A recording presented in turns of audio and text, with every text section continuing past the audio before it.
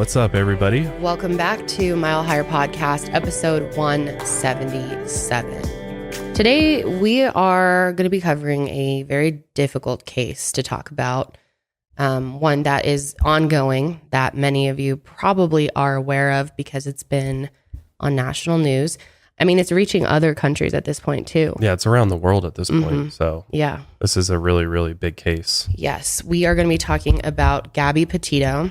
A couple weeks ago, we started getting a ton of requests to talk about Gabby Petito when she was missing, and also about Jelani Day. And we have been looking at both cases and working on putting information together. So I just wanted to let you guys know that we have put the Jelani Day case on hold because of the heartbreaking news that came out this week. They found his body, and we're still waiting for a lot of information to come out in order to put that, together. Yeah. And we are going to do an episode on it. We're just giving it a little bit of time to get some more information so that we can really do a full deep dive on the case. Yes. I mean, I don't want to jump and make... You don't want to go too early because, I mean, a lot of these investigations move quickly, especially, when there's big news like that where you're, recovering a body and things like that. So, I mean, everything took a different turn, and there's been a major lack of media coverage, information available, and press conferences. It is really frustrating when there's such limited information available on a case. Yet with Gabby Petito's, there's been tons of information coming out. And I know every case is different and we don't know the circumstances behind that or why that is. But we have been able to pull together a lot more information on Gabby's case. So we decided we would go ahead and kind of follow up to the video that I put out on my YouTube channel this week.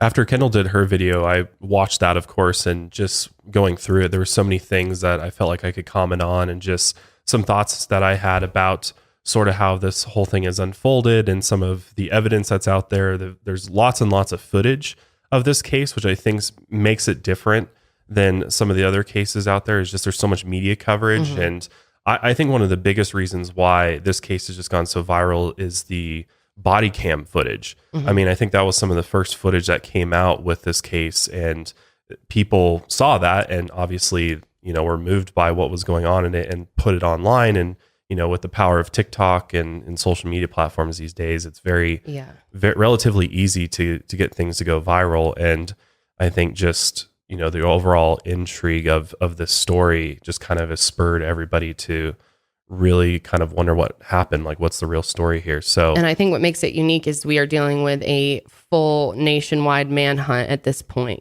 right. And that doesn't happen very often, especially in these cases, going from a missing person to now there's this guy on the run. And I think that's kind of just captured everybody's interest. Like, and especially what's the mystery? Where is he?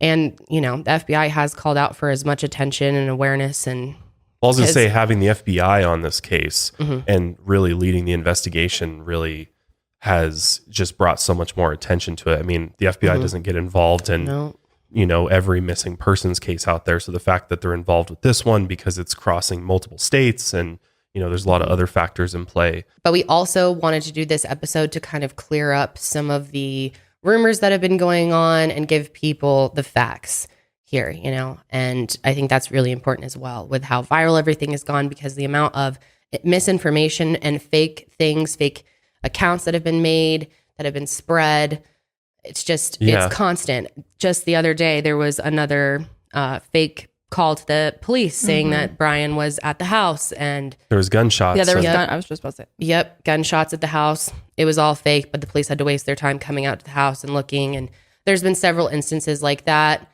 of just absolute bullshit videos from Brian's phone, posts from Brian's Facebooks. And we just want to stick to the facts here, clear up as much as we can. And of course, by the time this episode goes live, it takes us a couple days to edit and get it all ready to go for you guys.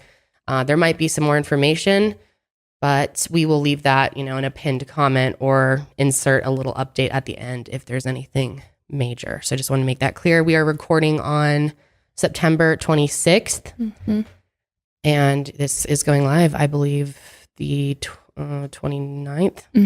Yes. Yep. Yes. Okay. So with that being said, you ready to get into this? Yeah, before we do though, I just wanted to put it out there right. that I probably sound a little congested. I think Kendall sounds a little congested too. Last week we tried to take some time off and go to Seattle, see my parents, and just try to enjoy a little bit of relaxation, and literally got off the plane and was super sick, just snot running out of the nose and just got a fever and everything. And I got COVID tested. I'm vaccinated and both tests were negative. So it wasn't COVID. It was just a really, really nasty sinus infection, I believe. And then you pass it to me. And then I pass it to you. So we both kind of sound nasally. We're at the end of it, I think. But yeah, just in case you're like, God, you guys sound terrible. Like, it's because we've got some gunk still in there. But just like residual. Yeah, it's not fun. Yeah, bear with us. But this episode of Mile Higher is brought to you by Modern Fertility, the Pill Club, Halo Collar, Simply Safe, and Quip.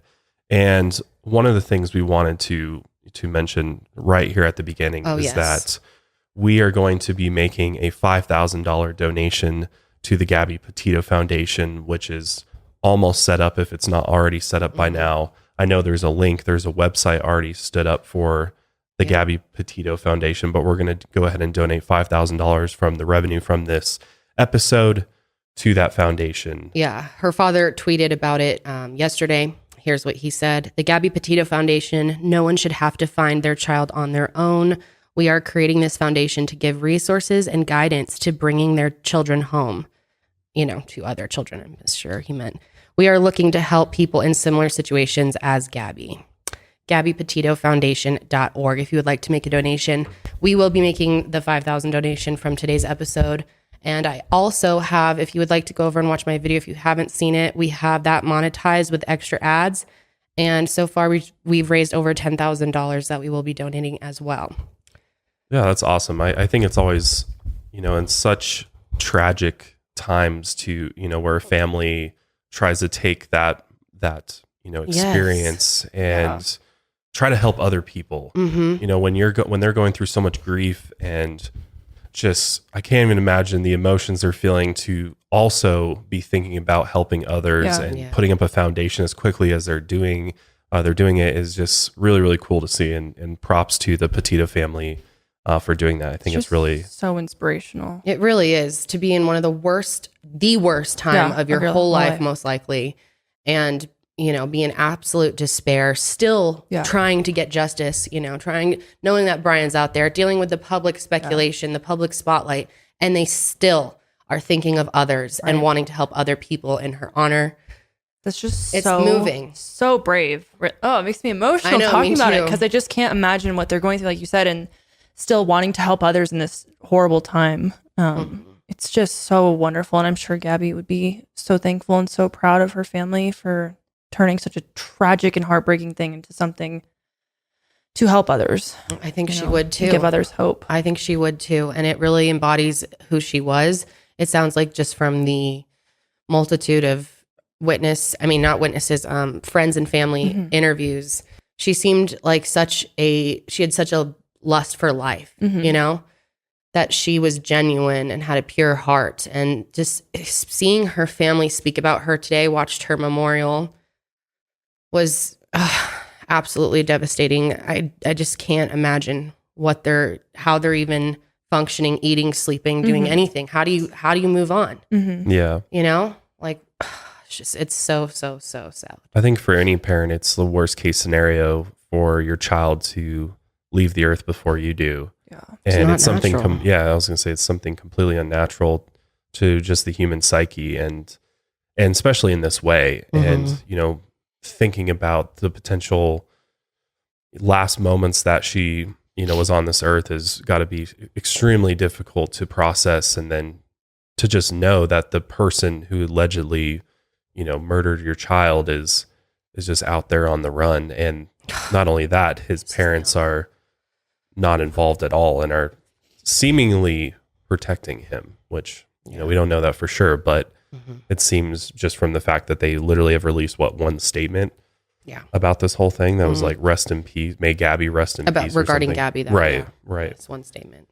So it's just, I think one of the reasons why this has gone so viral too is it's very relatable for people. And I think a lot of people can, and especially the younger generation, if you think this went viral on TikTok. Well, I mean, if you look at demographics of TikTok, it's going to be much younger than, you know, a lot of other forms of media. Yeah. So it would make sense. I mean, Gabby looks, I mean, she's a young girl. And so I think a lot of people just really resonate with her and just the whole situation. And I mean, yeah. And I think another reason why it did go viral, as we keep saying, is partly because Gabby did have a following. She had, you know, a couple 100,000 followers, I believe, just under 200,000 followers before she went missing. So, you know, people were aware of her, and she had people to kind of spread initially what was going on. But yeah, terribly sad story. And let's just hope we find Brian alive and we can get the answers that this family deserves and justice for Gabby Petito. Absolutely. So let's go ahead and start by talking about who Gabby is, where she came from, and how she met Brian, how they ended up together in the van trying to live this off-grid lifestyle. So Gabrielle Petito, who went by Gabby, was born on March 19th, 1999. She was from Blue Point, Long Island, New York, and was very close with her parents, her step-parents, and her younger siblings. So her father, Joe Petito, remarried her stepmom, Tara, and they had 2 kids. And then her mom, Nicole, remarried Jim Schmidt. And at least one of the kids, Gabby's brother, TJ, was a few years younger than her. But Gabby was very close with all of her siblings.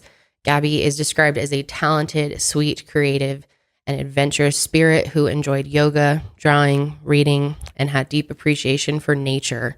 She loved hiking and she loved traveling. She wanted to see as much of the world as she could. In 2017, she graduated from Bayport Blue Point High School and spent a few years traveling, gaining some life experience.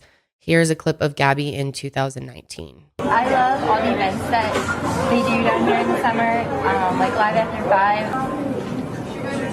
Okay, ready, set, go. Happy birthday, Noel. Perfect. That was obviously just from a little cafe birthday thing wherever she worked.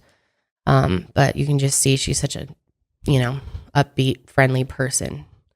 In 2019, March, she started dating Brian Laundrie, who was a friend from high school. Their first date was sushi on the beach, and the 2 of them apparently hit it off right away. So Brian was born on November 18th, 1997. His parents are Chris and Roberta Laundrie. He has an older sister named Cassie, who was born in 1989.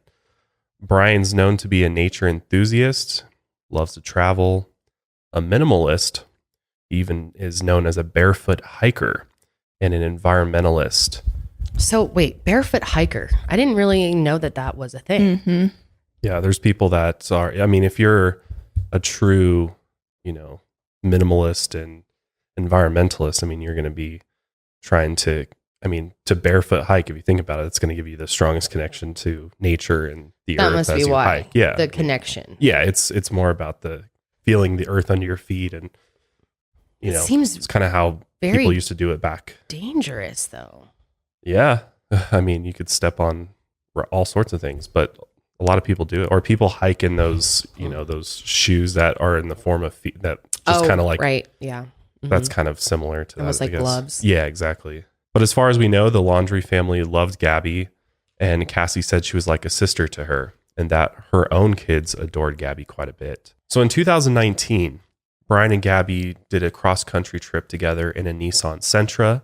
They drove from the East Coast to California and Oregon, camping along the way, visiting cities, beaches, mountains, and national parks. They enjoyed the trip, but decided that a Nissan Sentra, that's pretty tough to travel all that ways in. So they decided that they needed a larger vehicle. In 2020, they started converting Gabby's white 2012 Ford Transit van into a camper. And this is something that is like all the rage right now. It's, I mean, there's tons of people that are doing it. I feel like it's kind of this new wave of living and traveling, is like getting a van, outfitting it into a camper, or, you know, putting a bed in it and, you know, kitchen, things like that, so that you can really live on the road. Yeah, it's really cool. Honestly. It is cool. Honestly, I really wish that we could have done that, but that's we could never live like that. We are way too messy and disorganized to live in such a small space. To live in a camper. Not to mention we have 10 pets. Well, that's what I was going to say. We'd be cuddling. Yeah. It'd smell like a zoo in there. As soon as we got our cats, we kind of, that dream went out the window. Well, I guess if we just stuck to cats, we probably could have taken them with us. There's plenty of people that bring their cats. Like, three cats, not all 3 of them. If we stopped at 2, maybe. Yeah. We just have no self-control. But because I mean, the whole purpose of this is like you downsize your whole life to live very minimally. You know, it is really cool, and you know, obviously there are many channels out there who are much further into this than Gabby or had more funds than them to invest in a bigger. I mean, I've seen a lot bigger trailers that look like, oh, I could sleep in one of those at least a few nights. But even this one, their van gives me claustrophobia. It's basically small enough to fit their bed in the back, and they kind of made like shelving on the top and put some plants. Like she definitely made it cute and really made an effort to make this a nice space for them. And I think though it's still really small. They tent camped a lot. I mean, a lot of people tent camp when they do this, even though they have a van, or I watch a couple YouTubers that have Jeeps or trucks and they have tents that they pop up at these spaces rather than living in like a hard shell van or camper. They sleep in a tent. Well, I know a lot of the time Brian said that he was sleeping in a hammock. Like he would just put it up in the tree. So maybe some nights they would get kind of some space and she could take the full bed and he would sleep in the hammock. I think a lot of people also park somewhere at some park or whatever, and then they do a huge hike. And then once they get to the summit, they spend the night there, and then they hike back slowly the next day back to their van. Yeah, that would make sense too. Yeah, it's a cool lifestyle, and it really was Gabby's dream. She wanted to document their travels on Instagram. She had dreams of starting a blog, possibly a YouTube channel, all under Nomadic Static. But she posted most of her travels on Instagram through her personal Instagram, which is Gabs Petito. If you want to go see it, her page is just stunning. She got to see a lot of beautiful places, which does make me feel a little sense of peace knowing that that was so important to her to travel, and she did get to see a lot of beautiful places in this earth before she was taken from it. So Gabby's first post to her Instagram with Brian was in March of 2020. This was a few days before she turned 21, and the caption says, "A whole year's worth of adventures and stories down. Cheers," little cheersing emoji, "and a lifetime to go." Then on July 2nd, 2020, Gabby announced on Instagram that they were engaged, and she said, "Every day is such a dream with you." The families all got together to celebrate. They were all really happy for Brian and Gabby. Chris and Roberta welcomed Gabby into their family, so much so that Brian and Gabby moved in with them. They all lived together at their home in Northport, Florida. This was really fun for Gabby. She was able to explore a bunch of interesting areas in Florida, a bunch of beaches, because she had, spent a lot of time in New York growing up. So during all this time, they're continuing to work on their van and traveling when they can for short trips, but they wanted to plan a big second cross-country trip in 2021. Gabby decided to quit her job as a nutritionist. That was reported by several sources that that's what she was doing. We're not sure if she was a full certified nutritionist or if she was kind of working up to that, but they left all of that behind and downsized and prepared to live sustainably on the road. And Gabby really embraced Brian's minimalist lifestyle. She started to work on their website, nomadicstatic.com, and planned to turn their van life adventures into a blog. In March 2021, the couple celebrated Gabby's 22nd birthday in Georgia, where they hiked the Appalachian Trail. Now, this is an interesting point that we'll come back to later on because there's been a lot of speculation about Brian's whereabouts, and one of the places that seems like could potentially be where Brian's hiding out, according to a friend that's put a tip in pretty much that he could be hiding out in the Appalachian Mountains. But we'll talk about that more later. In June 2021, Gabby's dad and stepmom, Joe and Tara, relocated to Vero Beach, Florida. And they did this because they wanted to be closer to Gabby. And Vero Beach is just a few hours from Northport. On June 17, 2021, Gabby and Brian were up in New York for her brother's high school graduation. And then afterwards, on July 2nd, this is when the second cross-country trip officially began. The plan was to go on a 4-month trip, visiting multiple national parks, all through Colorado, Utah, and Wyoming. ending at a family friend's place in Portland around Halloween. Gabby promised to stay in touch with her parents and post regularly on Instagram. And at the point in this journey, we don't really know exactly how many followers she had, but she was growing a following. On July 4th, Gabby made her first post from this trip. The location was tagged Monument Rocks Natural Landmark in Gove County, Kansas. Also on July 4th, Brian posted tagging the same location from his Instagram account at Bizarre Design. And then on July 8th, Gabby posted tagging Colorado Springs, actually. And then July 10th and 11th, they posted down in the Colorado's great Sand Dunes National Park and Preserve, which we've been to. Really, really cool spot. Yeah. So I would see why they'd want to go see that. Definitely worth checking out if you've never seen the Great Sand Dunes. It's really a kind of bizarre. I mean, you don't really think of giant dunes of sand for Colorado, but here they are just sitting at the bottom of the mountains, which is pretty cool. And it looks like they went on a beautiful day. Looks gorgeous. I'm so glad she got to do this. The pictures are amazing. Yeah, and they went sandboarding, which is really cool. You can sandboard down the dunes. So they were there together on July 10th and 11th. The post on Gabby's Instagram from July 11th was captioned that it was their last day in Colorado and that they were going to be heading to Utah. Then on July 16th and 18th, Gabby posted tagging Utah's Zion National Park, and it included pictures of their campsite. Another really, really beautiful place that we haven't visited yet. I know. I would love to see Utah. So July 16th, 17th, and 18th, Brian also posted and tagged Zion as well. July 21st and July 22nd, Gabby posted again and tagged Utah's Bryce Canyon National Park. On the July 22nd post, she said that it had rained every night that they had spent in the national parks.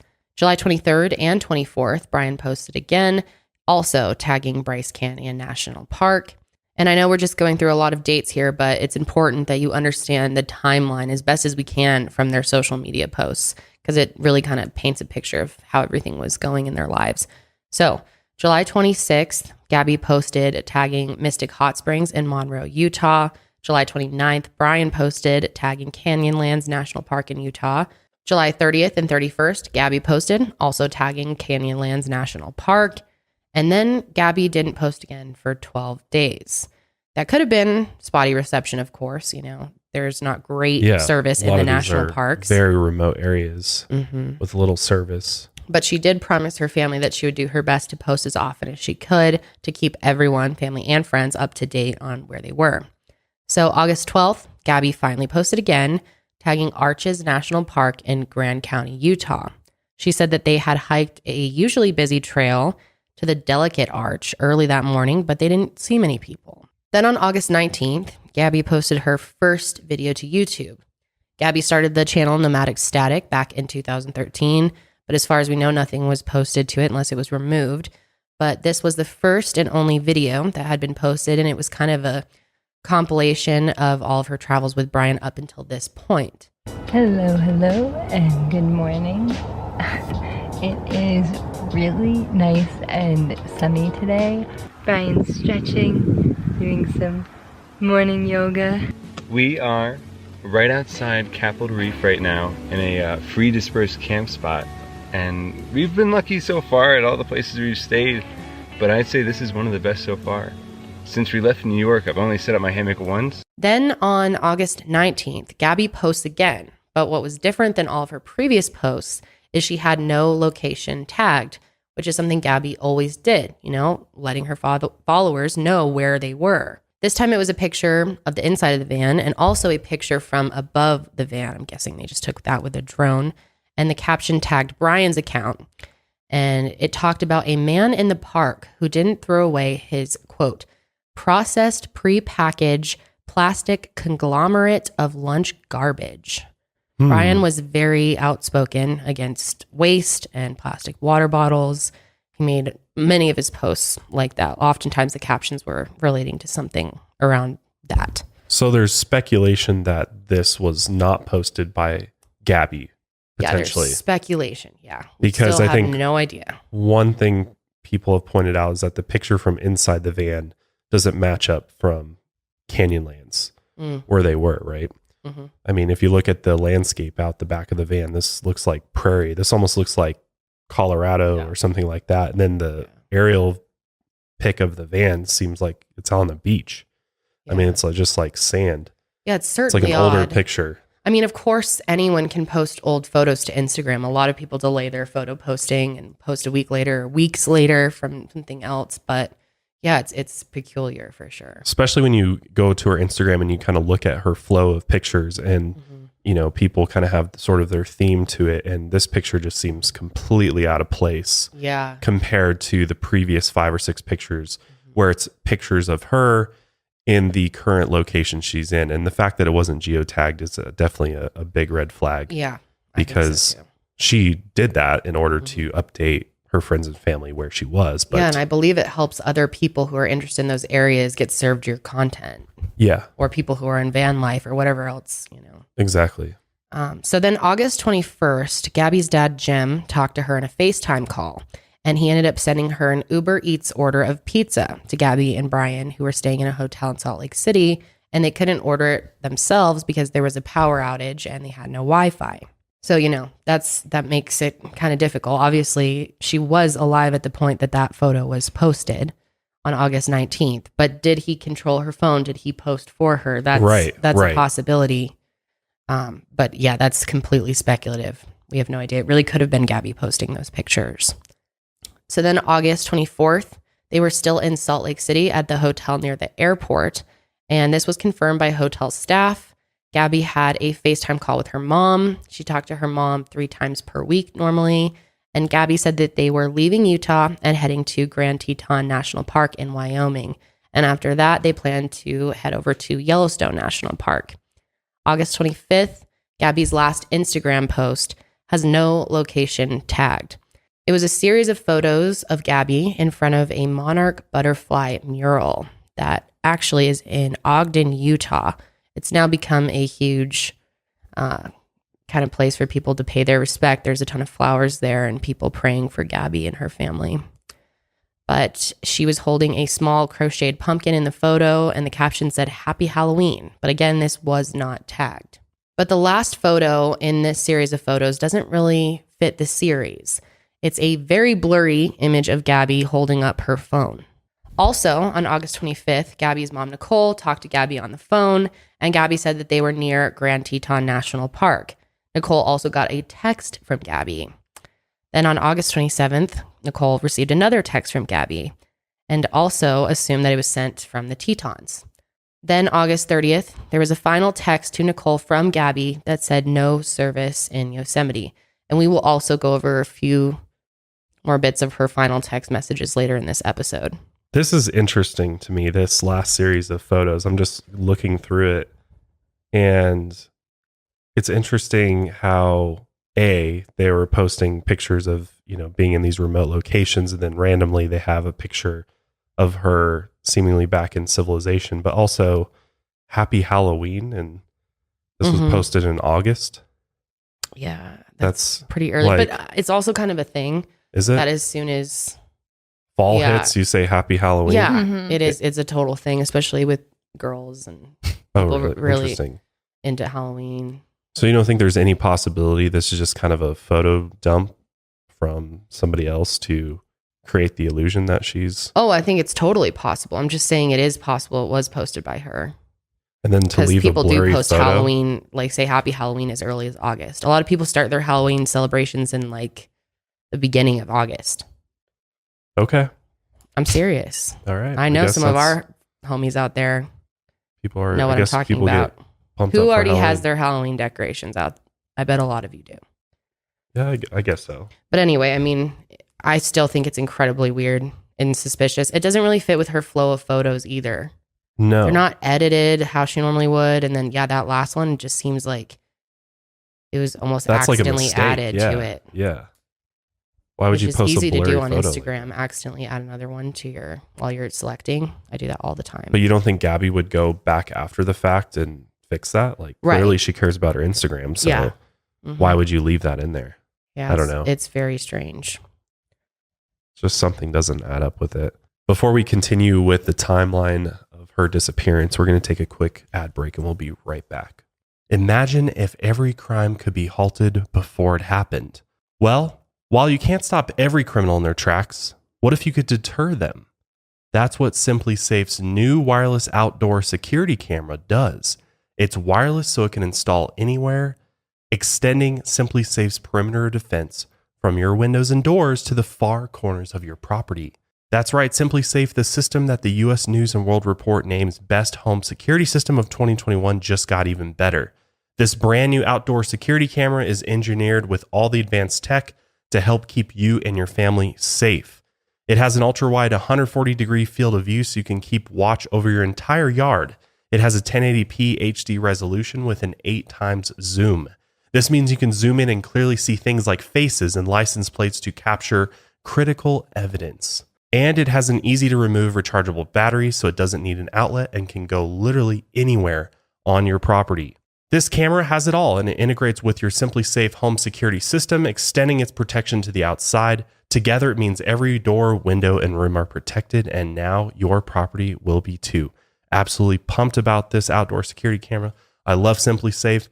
It is the most affordable and just overall best value for a security system out there. I switched from some of the big security companies, and I'll never go back. To learn more about the exciting new Simply Safe wireless outdoor security camera, visit simplysafe.com/milehigher. Simply Safe is offering 20% off your entire new system and your first month of monitoring service free when you enroll in an interactive monitoring. Again, that's simplysafe.com/milehigher.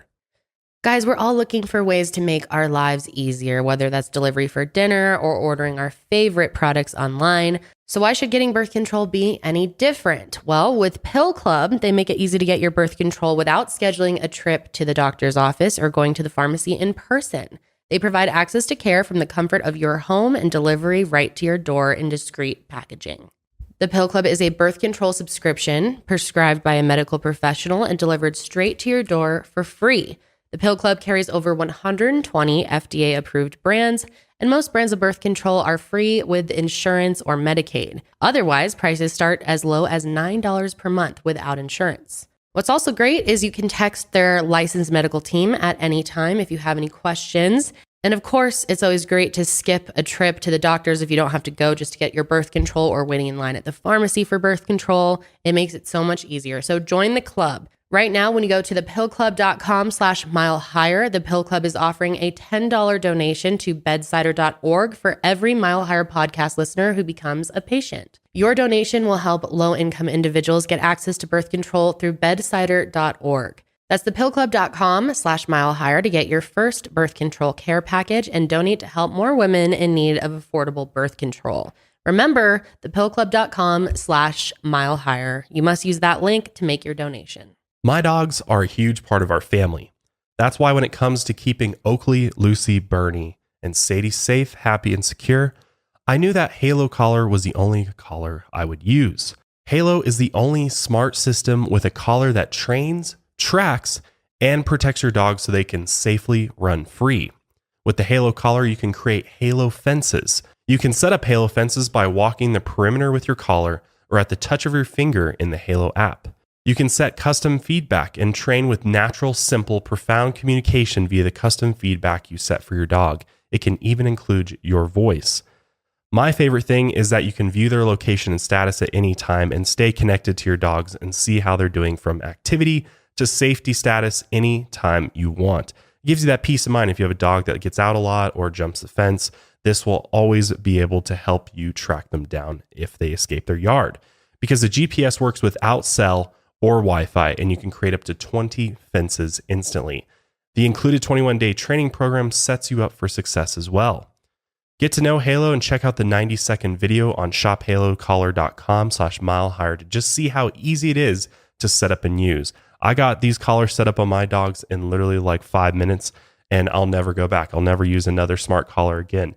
This just really solved all the issues I was having with the smart collars in the past. I love that you get not only an invisible fence option, but you also get the GPS and safety and security with the Halo collar, so you can always know where your dogs are. But the training part of it is really, really unique, and one piece that I absolutely love about the Halo collar. So get the peace of mind you're looking for and take advantage of the special limited time introductory offer today and save 20% on your Halo collar by going to shophalocollar.com/milehigher.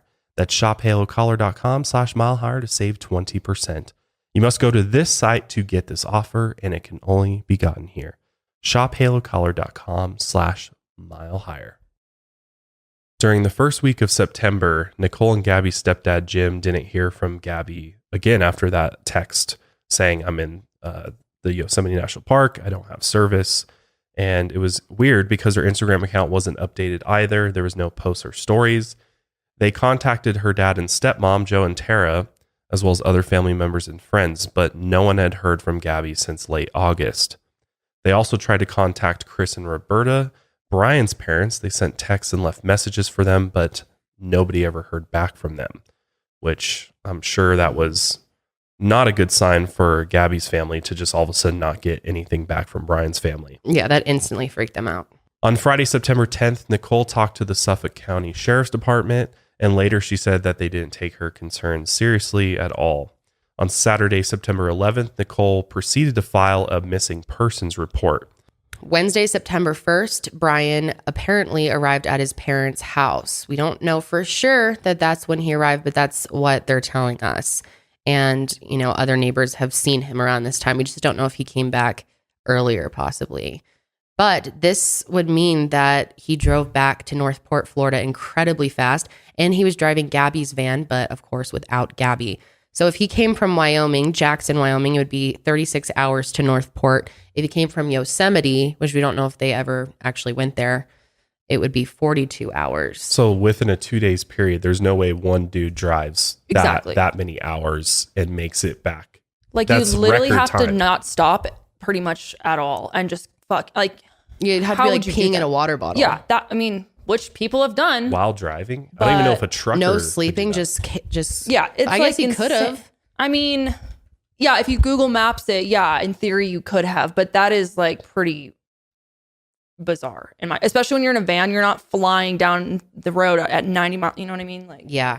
Mm-hmm. I mean, what it seems to me is that he was already on his way back from Florida prior to August 30th. Yeah. I mean, that seemed... He was hitchhiking before that. I don't think they ever made it to We'll go over Yosemite. I don't think there's any We don't know. evidence to suggest they actually made it to Yosemite. That in fact, because they also said they were going to go to Yellowstone. You go to Grand Tetons and then go to Yellowstone. I mean, there's some distance between those two national parks, and then to jet over all the way over to California to Yosemite, like there's just too much time and travel time there for the the way that these texts line up. It just doesn't make sense at all. Like, and please keep in mind, guys, we're just working with the information available. There's going to be more that comes out in the future that will make all of this much more clear. We're just trying to make sense of this. Yeah, I'm just trying to deduce like the texts. So August 27th, Nicole received another text from Gabby, assuming it was from the Tetons. And then all of a sudden there's a text saying, oh, we're now in Yosemite. From the 27th to the 30th, that would imply that their plan of going to Yellowstone just never happened. And then they just decided to up and go to Yosemite all of a sudden. Or that was just a bait text. That was just, there's no truth behind that. It was just a text sent. Just wanted his mom to think, to think that they were in Yosemite. But then it makes absolutely no sense for him to show up on September 1st, even if they went to Yosemite and to make, Either way. That's across the Wyoming country. right, that's what I'm saying. What the fuck? Nobody's getting back in 2 days by themselves driving across the country. I mean, is it possible? Maybe, but realistically, no. Like, I mean, that's the biggest thing right now. One of the biggest things I should say is no one can seem to figure out how he got back so fast, or what his trip was, or what his pattern of driving was, how he even got back, because they've given us no information. All we know is that a neighbor saw him after September 1st around his property, acting completely normal, witnessed him mowing the lawn, going for a nice bike ride with his mom, and cleaning out Gabby's van in the driveway. Well, let's not forget too, the couple up near in Wyoming that picked Brian up, that he hitchhiked with. Yeah, I know. We're going to get into that. I said earlier, we're going to get into that later. We'll go over really? that. Okay. Yeah, Miranda Baker. We'll talk about that. That's a big piece of this. We just haven't gotten there yet. we're going in the order that information was received, not in the order of that things happened, which it's a little difficult at this point, but that's the easiest way for us to do it. So then September 11th, police officers from Northport Police Department tried to talk to Brian. His parents stopped them at the door and wouldn't let them talk to Brian or say anything about Gabby themselves. Then they referred the police to their attorney. After this, officers seized Gabby's van, the 2012 Ford Transit van with the Florida license plate QFT G03, which has been taken in to be processed as evidence. And obviously, the search for Gabby has crossed multiple states, and the FBI joined right away to make things a little less complicated and bring in more resources. So the Laundrie family refused to cooperate with the investigation. Still to this day, they are refusing to cooperate at this time that we are recording. And Brian invoked his Fifth Amendment right. He's refusing to say anything that might incriminate him. And through his attorney, Brian put out a statement that he plans to remain in the background. How convenient. The only person that seems to have a conscience in this family is his sister, Cassie, who actually did talk to the media and spoke about how concerned she is about Gabby. And we will go ahead and play that clip now. Obviously, me and my family want Gabby to be found safe. She's like a sister, and my children love her. And all I want is for her to come home safe and sound, and this to be just a big misunderstanding. Gabby's family has also said that they believe that she cooperated with investigators too. So let's hope she's continuing to do that. Gabby's parents released an open letter to Roberta and Christopher Laundrie and begged them for help. Christopher and Roberta Laundrie, we are writing this letter to ask you to help find our daughter. We understand you are going through a difficult time, and your instinct is strong to protect your son. We ask you to put yourselves in our shoes. We haven't been able to sleep or eat, and our lives are falling apart. We believe you know the location of where Brian left Gabby. We beg you to tell us. As a parent, how could you let us go through this pain and not help us? Police officers have tried to talk to Brian multiple times with no luck when he was still there. Officers were seen canvassing the neighborhood, looking for him, looking for other possible witnesses, going around getting, doorbell camera footage, all of that. And throughout all of this, people were protesting outside of the Laundrie home. Because, what the hell? I know. Why, you supposedly love this person. Why are you not helping? Why aren't you coming forth and speaking out about what happened? You clearly returned without her. So where is she? Did she want to be left behind somewhere? What's the situation there? And rather than give any information up, they're just completely silent. And the parents have just no idea where their poor daughter is. Yeah. So people are pissed. I mean, thousands of people all across the world are furious right now with how this has been handled, furious with the family. But things really took a turn in this case on September 15th when body cam police footage was released from the Moab City Police Department. Like a full, hour 17 of it? Yeah. Something like that? Yeah. Yeah, it's now got 12 million views on YouTube, the full hour-long encounter. And if you watch it, and before, we are going to play some clips of it, I just want to warn you guys, it is upsetting. It's upsetting to see Gabby in this state. It could be very triggering, so just giving you that warning. So it seemed like this day, August 12th, 2021, was just not a good day for Brian and Gabby. It seems like they were fighting throughout the day because, in fact, the incident between them started outside the Moonflower Co-op in Moab, Utah, where Brian and Gabby were actually seen fighting and physically fighting, so much so that someone called 911 to report that a man was slapping a woman. So here's some of that audio. Hi, I'm calling. I'm right on the corner of Main Street by Moonflower, and we're driving by, and I'd like to report a domestic dispute. We drove by, and the gentleman was slapping the girl. He was slapping her? Yes, and then we stopped. They ran up and down the sidewalk. He proceeded to hit her, hopped in the car, and they drove off. All right, I will let somebody know. Thank you. Now, it's believed that this man is named Christopher, but now there has been some confusion that might actually be the second witness call that just came out. We're not really sure. It doesn't really matter, I guess. But clearly, these witnesses want to remain on the low. So the second witness reported Brian and Gabby arguing over a phone. Brian was seen in the van, Gabby trying to climb through the driver's side window and was hitting him in the arm. So also that day, Officer Daniel Robbins was pursuing their van which was driving 45 miles an hour in a 15-mile-an-hour zone. And he watched it cross a yellow line and then swerve into the curb before stopping. What's going on? How come you're crying? I'm sorry, we've just been fighting this morning. Some personal issues. It was a long day. We were camping yesterday, and camping got flies and stuff. Brian was driving, and Gabby was crying in the passenger seat. And Gabby explains why she was crying. She instantly starts apologizing for Brian hitting the curb and took the blame for it. Brian apologized as well, but so did Gabby. She said, sorry, I distracted him. And the officer wrote in their report later that Gabby was crying uncontrollably the entire time. I'm sorry I hit the bump there. I was distracting him from driving. I'm sorry. Then Gabby and Brian were separated so that they could each tell their versions of events to the officers separately. Can I get you to step out of the vehicle for me, man? Yeah. Just hang tight right there. Do you mind if I take your keys and just put them on your hood? You got it, buddy. I'm so sorry. Thank you. Oh, no, you're fine.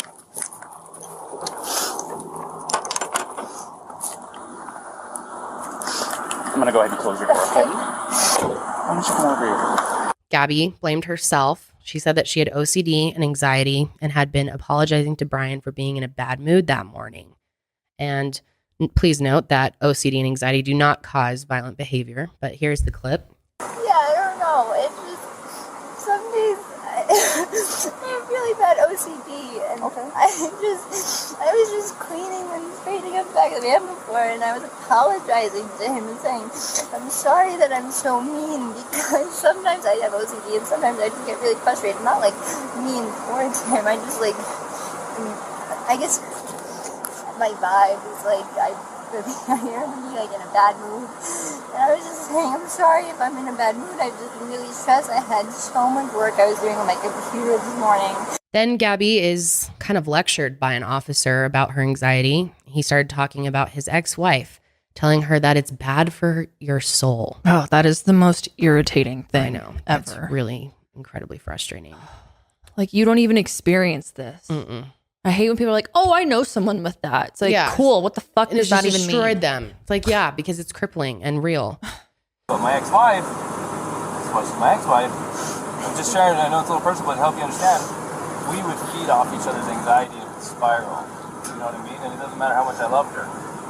It may be bad for your soul. So she said that she was going through a lot of stress. She was trying to build her website and that Brian didn't think she could do it, which, you know, is obviously incredibly discouraging when your partner doesn't believe you can start your business or doesn't believe in you or your dreams. And I just quit my job to travel across the country, and I'm trying to start a blog. I have a blog and stuff, so I've been building my website, so I've just been really stressed, and he doesn't really believe that I could do any of it, so that's kind of been like I don't know, he's like down there, I don't know, we've just been fighting all morning, and he wouldn't let me in the car before. And then Why wouldn't he let you in the car? Because of your OCD? He told me I needed to calm down. Yeah.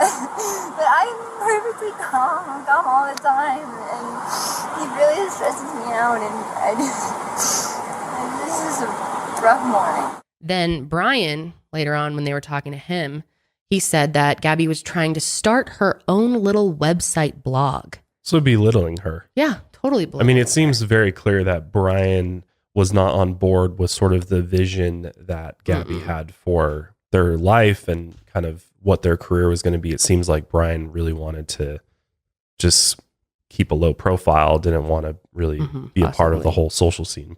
Yeah. Online per se. But it's interesting because the interaction with police and Brian is very different from the interaction that they have with Gabby, which it's pretty much police protocol for any sort of domestic incident to separate the two partners and, you know, talk to them separately. Because then, you know, the idea is to sort of hear both of them out, get the story, and then try to paint, you know, try to take both of their testimonies and try to figure out exactly what happened, which is a very, very tough job to do.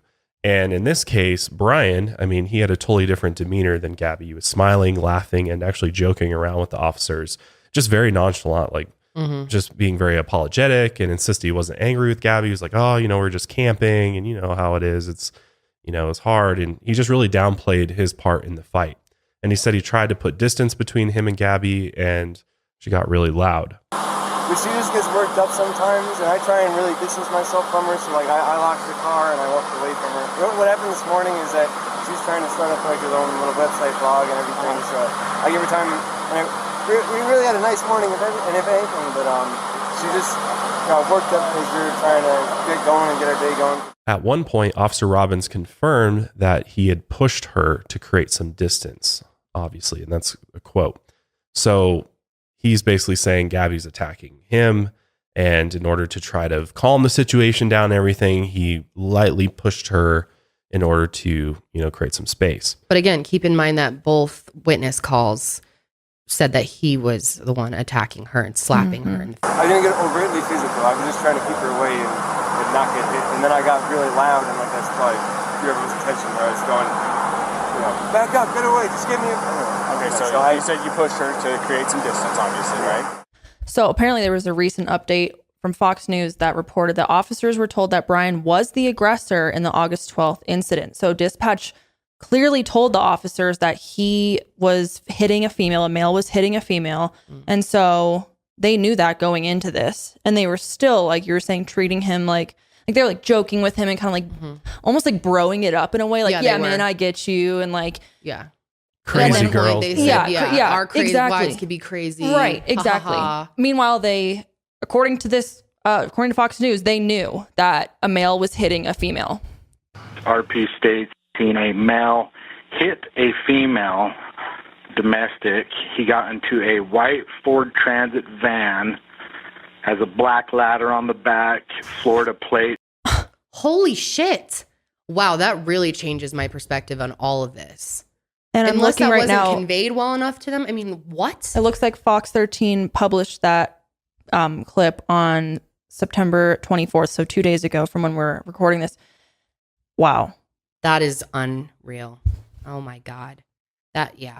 So they literally just got schmoozed by Brian, pretty much. Like Brian, which says a lot about him. And I've already seen, psychiatrists and stuff breaking down his behavior, and they're like, there's signs of narcissism there. I mean, he's very manipulative. Like he was able to basically fool them. Yeah. I mean, there's no other word for it. The fact that they didn't even check her for injuries is kind of crazy, considering that if they did indeed know that he was involved in a domestic earlier that day with physical contact, I mean, you would think they'd absolutely be looking at her. And I mean, there's even a picture of her in the back of the patrol vehicle where there's clearly a mark there. I mean, it looks like light bruising on her arm where maybe he grabbed her arm or something like that.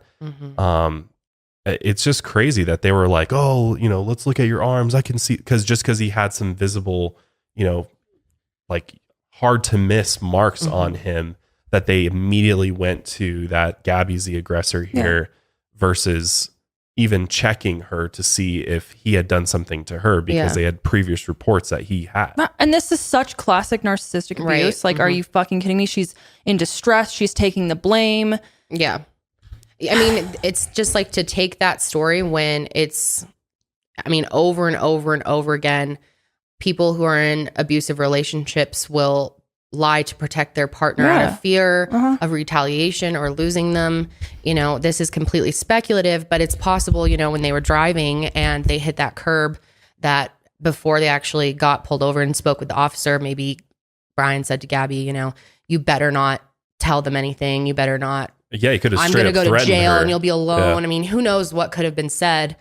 So yeah, I really wish more time was taken to really analyze her. And this is why it would be so nice if every police department had a team that is special, that trains in psychology and domestic violence, that can come out and analyze behavior, because it's their job. At the end of the day, the police are not trained to deal with mental health crisis. And it's a real shame that we don't have some type of team, like you said, that can be deployed along with police, so that police can do the job of what the police are trained to do.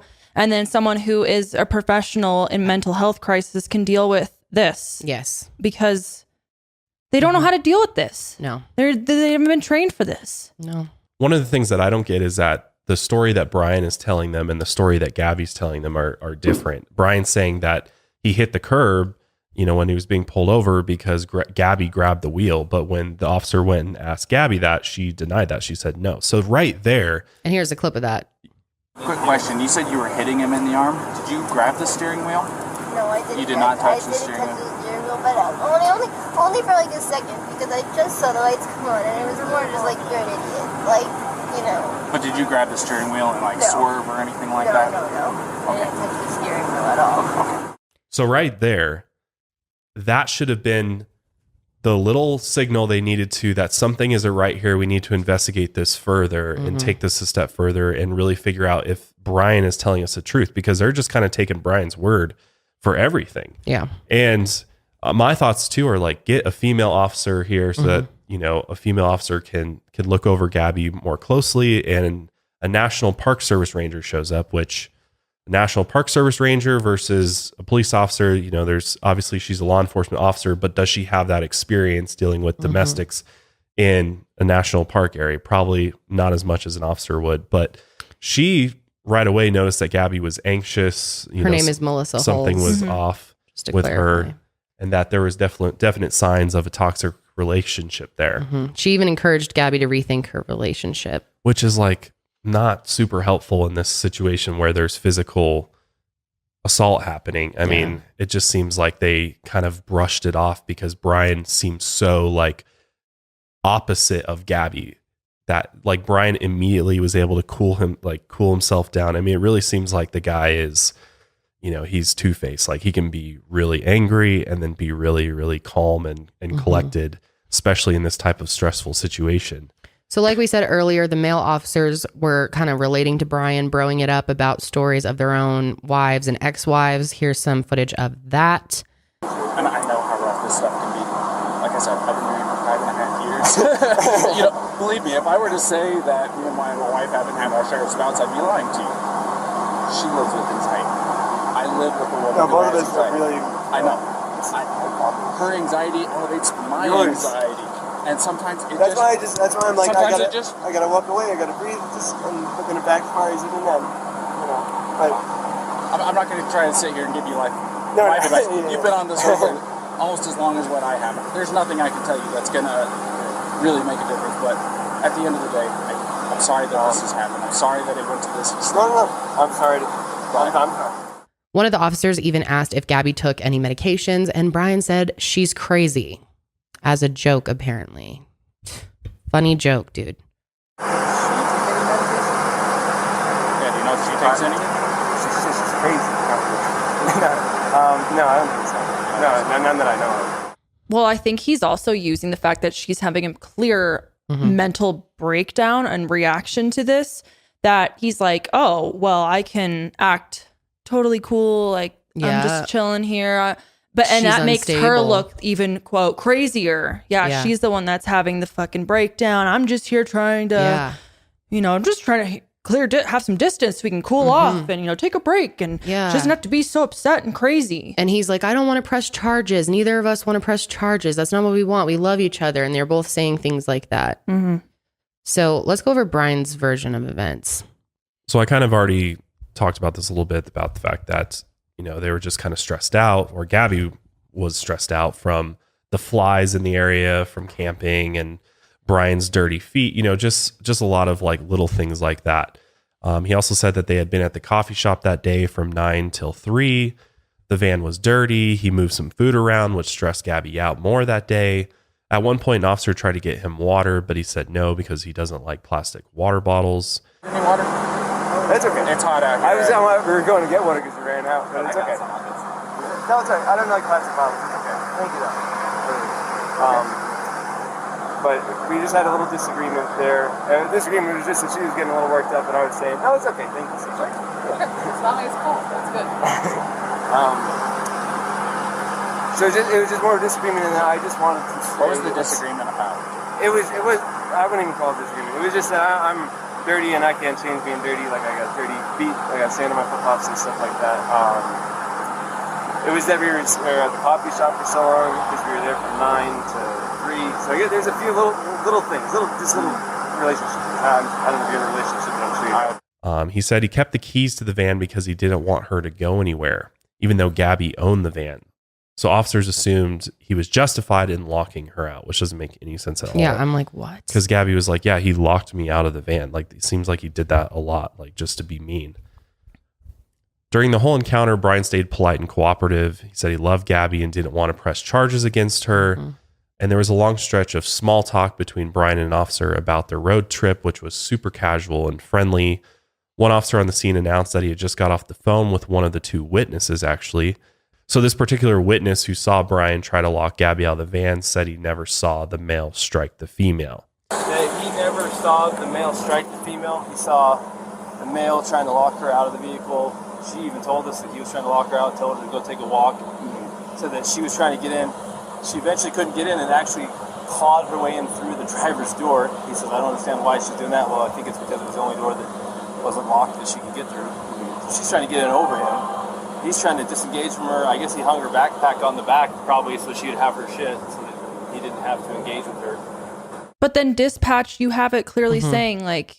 Well, there were multiple calls that came in. But so I'm saying even if the word male striking female or someone striking someone is being blurted out, then you need to take that into consideration. And go figure it out yourself. Yeah. Like I said, there should have been a much deeper investigation into this whole situation. That I think everyone that's seen this now and knows what we know now can agree. Yeah. So the officers, after hearing sort of both versions, they get together and they basically decide that Gabby was the primary aggressor in this situation. Everything she's saying is the same thing. I haven't heard what he said, but if that's what he said, it's also what the witness is saying. The witness says, I never saw him hit her. I saw him shove her, but I couldn't tell if it was an aggression against her or a defense against her as far as her, being the aggressor. So at this point, unless the guy's screaming that he needs to go to jail and did something to this girl, it sounds to me like she is the primary aggressor. So Brian was declared the victim. And the officer told Brian that they hadn't talked to the second witness yet, but he assumed that he'll say the same thing, which was not true. And both an independent witness, probably the next one we're going to talk to as well, which we haven't talked to yet, but the one we did talk to, and your own companion have made it clear that she was the primary aggressor and that she was striking you and that you just received injuries. You haven't admitted to striking her. She has not admitted to you striking her. The witness did not see you strike her. So at this point, you're the victim of a domestic assault. That even if it were bad. Officers told Brian that they had to separate him and Gabby for the night. They had no choice. They had to do something, especially if no one was going to go to jail. So they did a no contact order, which was already in place. And this no contact order restricted Gabby, not Brian. If he talked to her and she responded, she would be charged with violating the order. Brian actually asked if he could go to jail for Gabby, and you can hear Officer Robbins saying, you did nothing wrong. So she's kind of in a tough spot. So unless you have an idea about how she could not go to jail and be separated, do you have friends in town? Somewhere she could stay? Tomorrow, if you want to, it's up to you. Can I go to jail? You can't because we don't have a charge for you. Now tomorrow... Brian joked that he could take the officer's radio and then laughed that none of the officers acknowledged this joke or react at all. An officer suggested that Gabby go stay in a hotel and that Brian could keep the van, but after some discussion, they decided that Gabby would take the van and Brian would be put up for free in a hotel under a program for victims of domestic violence. You want me to? I'll call CK then. See if CK will take you for the night. I'll see if they'll take either one of them, because then we can figure it out. This is the way they take me. Oh. Actually, CK will take him as a victim of domestic assault. CK will take him, and they will help you tomorrow. And you're like a block and a half away from the beach. Let's see if CK will take him, because they didn't take a guy, but they got a hotel for a guy last time. Yeah, I'll do that. CK might get you a hotel. Now, what she does... I'm not happy sleeping outside in a sleeping bag. No, we don't want that. I think CK will get you a hotel. If he was going to do this, it required him to take pictures of his injuries to document them. Officer Robbins did ask if Gabby could take the hotel room, but since she was the aggressor, he was told no. Brian could waive the no contact order the next day at the police station, and Brian had told officers that he didn't have a phone. So if Gabby left in the van, he'd be stranded. And my big fear is, I don't have my phone. I don't have a phone. So she goes off without me. But all right. I'm on my own. But later, Officer Robbins asked for his phone number, and Brian pulls out a phone. Now, maybe this phone didn't have data or Wi-Fi capabilities, and that's what he meant, but no one really questioned this. Now, at first, there was a lot of questioning over, why he was able to just bring this phone out. Was he lying to police about having a phone, or was this Gabby's phone? But there is footage now that Gabby had her cell phone on her lap when officers went to get her phone number. And she was talking to her mom at one point. Yeah. In the car. Yeah. Just whether or not, he was holding on to hers, but clearly they both had phones and he just tried to lie to them saying he didn't have one. Of course he had a phone. He's on Instagram. Are you kidding me? Like, come on. Stupid. Yeah. Because there was a lot of speculation online that they were sharing a phone, but this is not true.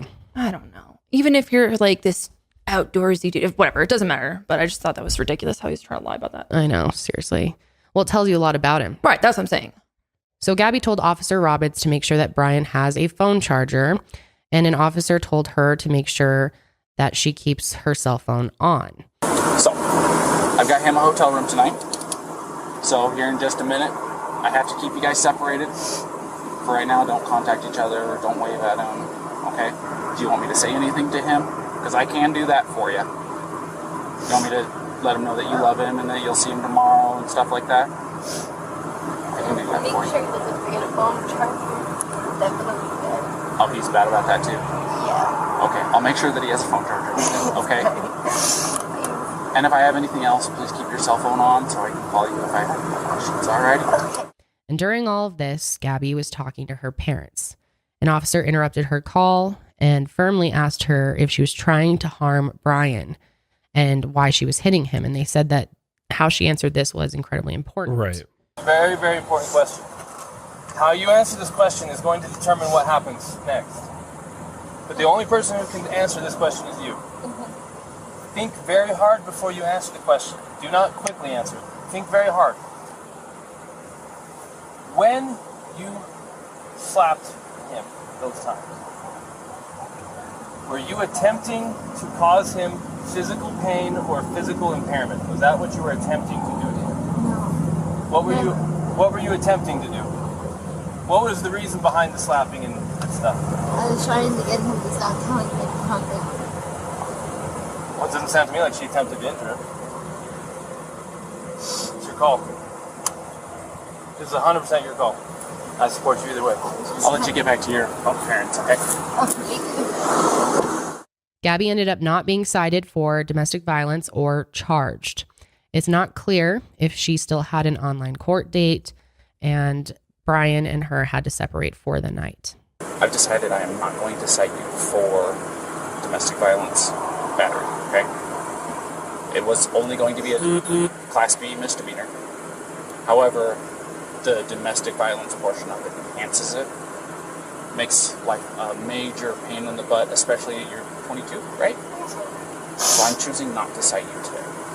So you are not going to be charged with anything. Alright? But this is what I do have to do. I am separating the two of you tonight. Okay? I want you guys both to be tonight away from each other, relax, breathe, crying, because there's no reason to be crying now, okay? I understand that this can feel like it's a nightmare, but you're coming out as the golden flower on top of it, okay? So, you're going to be taking the van tonight, and you're going to go somewhere else. I am going to get him lined up for the hotel room tonight. I want you guys to stay away from each other for both of your guys' sanity. Gabby was still crying, shaking, and upset. Officer Robbins told her there was no reason to be upset now. She was coming out on top, basically. That's so, obnoxious. Why would you tell someone they have no reason to be upset now? Oh, your relationship's in shambles. She could be in an abusive relationship, but she has no reason to be upset. All right, dude. Again, lack of training. Yeah. Right. To them, I think they're genuinely, trying to help. Don't worry, girl. It's all, you're not in trouble. Yep. You're right. So the report later said that she was in a confused mental state. The incident was characterized as a mental health crisis, but they still let her leave alone. Gabby said she usually didn't drive the van even. Here's that. I'm giving him a ride over to the hotel. Okay? So, everything's going to be okay. Will it be a far drive for me to get him in the morning? I'm just curious. I'm not going to tell you where he's going to be at tonight. Like I said, I want you guys to be separated. But I can tell you this. I just don't usually drive the van, so I just want to make sure it's not like far away. No. It's okay. It's basically from here to Moonflower. Okay. Okay? It's not far at all. So, let's get you in the van. Let's get you on your way. Alrighty? But she was sent off to camp alone in the van overnight by herself, which is potentially dangerous in itself, of course. And still crying, sniffling, and clutching her belongings, she was led to the van and allowed to just drive away from the scene. Meanwhile, Brian was chatting it up with an officer who fist bumped him before he left. I could throw up. Me too. Officer Robbins ended up driving Brian to the hotel, and apparently they chatted and laughed during their drive. Officer Robbins walked him inside the hotel, shook his hand, and said it was nice to meet him, and Brian was still smiling widely. I really appreciate it. Thank you so much for everything. No problem. It's nice to meet you, Brian. Nice to meet you. Have a good one. Brian had a warm bed, a shower, a TV, while Gabby was left alone in the van, knowing that she had just been labeled as the aggressor in a situation where Brian had also been the aggressor. Because, I mean, you could say that both were aggressors in this situation. They both made physical contact with each other. But clearly, you could say that. You could. I'm saying you could say that. You know that. Yeah. Because they both made physical contact with each other. Clearly, Brian had marks there, but. And of course, males and females can both be the aggressor. Absolutely. But it's just crazy that no regard was given to any of the incidents that happened earlier that day, where Brian had been seen by multiple witnesses slapping her, hitting her. So I don't know. It's just a complete breakdown of police investigating a domestic dispute, I feel like. On August 13th, this was Brian's last Instagram post, the day after this whole incident happened. It was 2 separate posts, each with a series of pictures. The first post was tagged from Arches National Park, talking about biodegradable packaging versus plastic water bottles. The second post was tagged in Moab with a long rant about the relation of human beings to the planet and other living things. I thought this one, the first one you mentioned, talking about biodegradable packaging, was so odd. He took 5 or 6 photos with a half of a cantaloupe. Like, he's that proud of himself. It's like he set it up, stood in the background, tried to get all these artistic shots with the cantaloupe. It's so strange. Because he believed that's all you need to survive, right? It was melons, Well, he was saying that he likes fruit because it's, you can it's just got throw it water in around. it. There's no waste. Because there's no waste, babe. You can just throw away the bowl. There's no bowl. Yeah. It's just a rind. But he's clearly very proud of himself about this decision in the melon. It's just weird. One picture would have been enough, Look at this. He keeps going on. And go to the last one. Look at that. How weird. The melon's down and he's taking this artistic shot above it. Sorry, I can't help but laugh how stupid. It's so stupid. So he believes he's super, super environmentally friendly. Yeah. Because he. Yeah, because then look at the next post. So if you're listening, the pictures of him on this giant rock standing by a tree, and it's a huge quote, but one of the parts says, "I think our culture, our society has put itself above all living creatures, creating needs purely to support destructive economic practices. This tree doesn't require an Apple Watch. It doesn't stream its favorite shows or have a microwave oven, pay health insurance, or drink grande iced caramel macchiatos. It's just a tree. But you rarely see geese riding jet skis or wearing designer clothing either." Geese, that was so random. Yeah, it's so weird. I think if we all want breathable air and drinkable water, we all need to learn how to live with less. Yeah. Okay, yes to the message. I totally get what he's trying to say, but it does come across as very angry. He's got anger at the human race or anger inside. He doesn't say it in a way that makes you want to get on board with him. It's very lecturing. Well, it's very to most people. I'm better than you. Yes, exactly. That's what I meant. So in those 2 posts, Gabby's not featured in the pictures and she's not tagged in them either. Like we said, her last posts were August 19th and 25th, and no locations were tagged on either post. The August 19th post, the terrain outside the van doesn't look like the last tagged location in Arches National Park. And on August 25th, Gabby's hair is also shorter and lighter. Plus, she's not dressed for hiking. Also, comments on Gabby's Instagram are now set to limited. And more recently, a witness came forward about a fight at Mary Piglet's, which is a restaurant in Jackson, and that happened on August 27th. And the restaurant even confirmed this on their Instagram, that they were there. So according to the witness, who's named Nina Angelo, she and her boyfriend saw a commotion involving Gabby and Brian. They also called it a full-blown incident. Brian's body language, they said, was aggressive. He said he may have been arguing with one of the restaurant's female employees about a bill or money. He walked out several times and may have been possibly getting kicked out. We're not completely sure on that at this point. Gabby left crying and seemed kind of embarrassed. And then she walked back in once to try to get Brian to leave. Nina was freaked out by Brian's behavior. And in her words, she said, they left abruptly. And Gabby was standing on the sidewalk crying, and Brian walked back in and was like screaming at the hostess, and then walked back out. And then he walked back in like 4 more times to talk to the manager and to tell the hostess off. Wow. So this was a huge blow up then. Yep. And it's 100% confirmed to have happened on August 27th. Mm-hmm. So there was the Mexican restaurant, or I don't know if that's, I keep hearing Mexican restaurant. Is that Mexican food? Yeah, Mountain Tex-Mex. Yep. Yeah, okay, yeah. So the Mexican restaurant and then the Moonflower Co-op, and they were seen by multiple witnesses now. And there could be more witnesses that have come forward to police that we just don't know about yet. Mm-hmm. And Jackson is literally like 10 minutes from Grand Teton National Park. Mm-hmm. So they probably were there just to grab a meal or something, and they're staying in Grand Teton National Park. So Gabby's mom, Nicole, had also later said that Brian and Gabby were not engaged anymore. This has been a confusing part because they were telling some people they were, but she insisted that Gabby had realized she was too young to get married, but they were still together. They both told officers on August 12th, however, that they were engaged.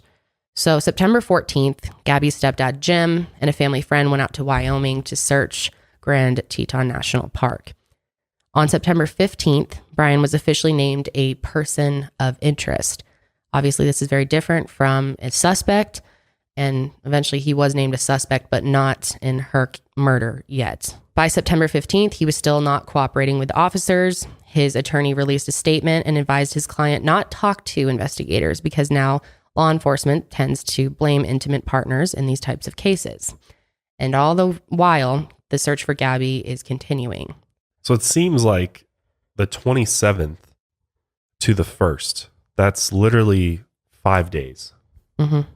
And she's virtually last seen alive on the 27th. So I'm just trying to think when, Brian actually would have left. So there's a potential that she may have, gone missing on the 27th, and Brian left Jackson around that time to make it back to Florida. I mean, yeah, that is true. We just don't know at this point. Those days are completely unclear. Who would know other than Brian, right? Mm-hmm. And Gabby. And we can't find out from her, unfortunately. So the case really started to go viral on the internet via TikTok once the body cam footage was released because it was just so shocking. I mean, it's really upsetting to see.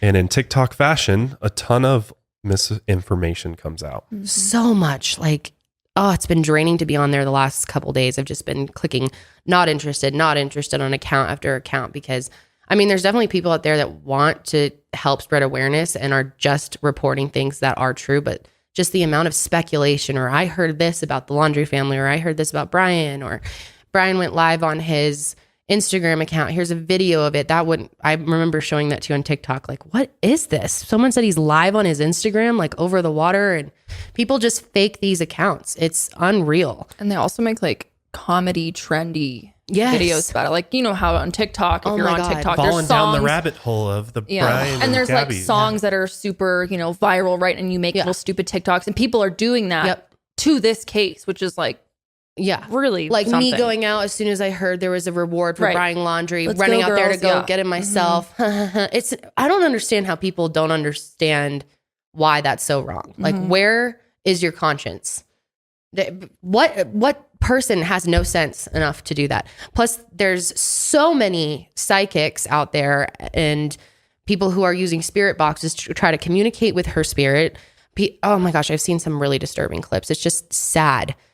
And all these different psychics are saying different things. And obviously, I mean, I am a person who believes that some people do have that sense and they have those abilities. And of course, there have been cases where the FBI does work with psychics, but it's never done on a public platform for people's entertainment. They're brought in, they work with them. Seems like a attention grab. Mm-hmm. Oh, of course it is. To be like, oh yeah, I can communicate with her spirit and get the real details. Imagine how why aren't you working for the FBI? FBI? Why don't you have a career? Why are you on TikTok talking about this then? Like, it's just like, you're not helping at all. Of course, none of these people are donating anything.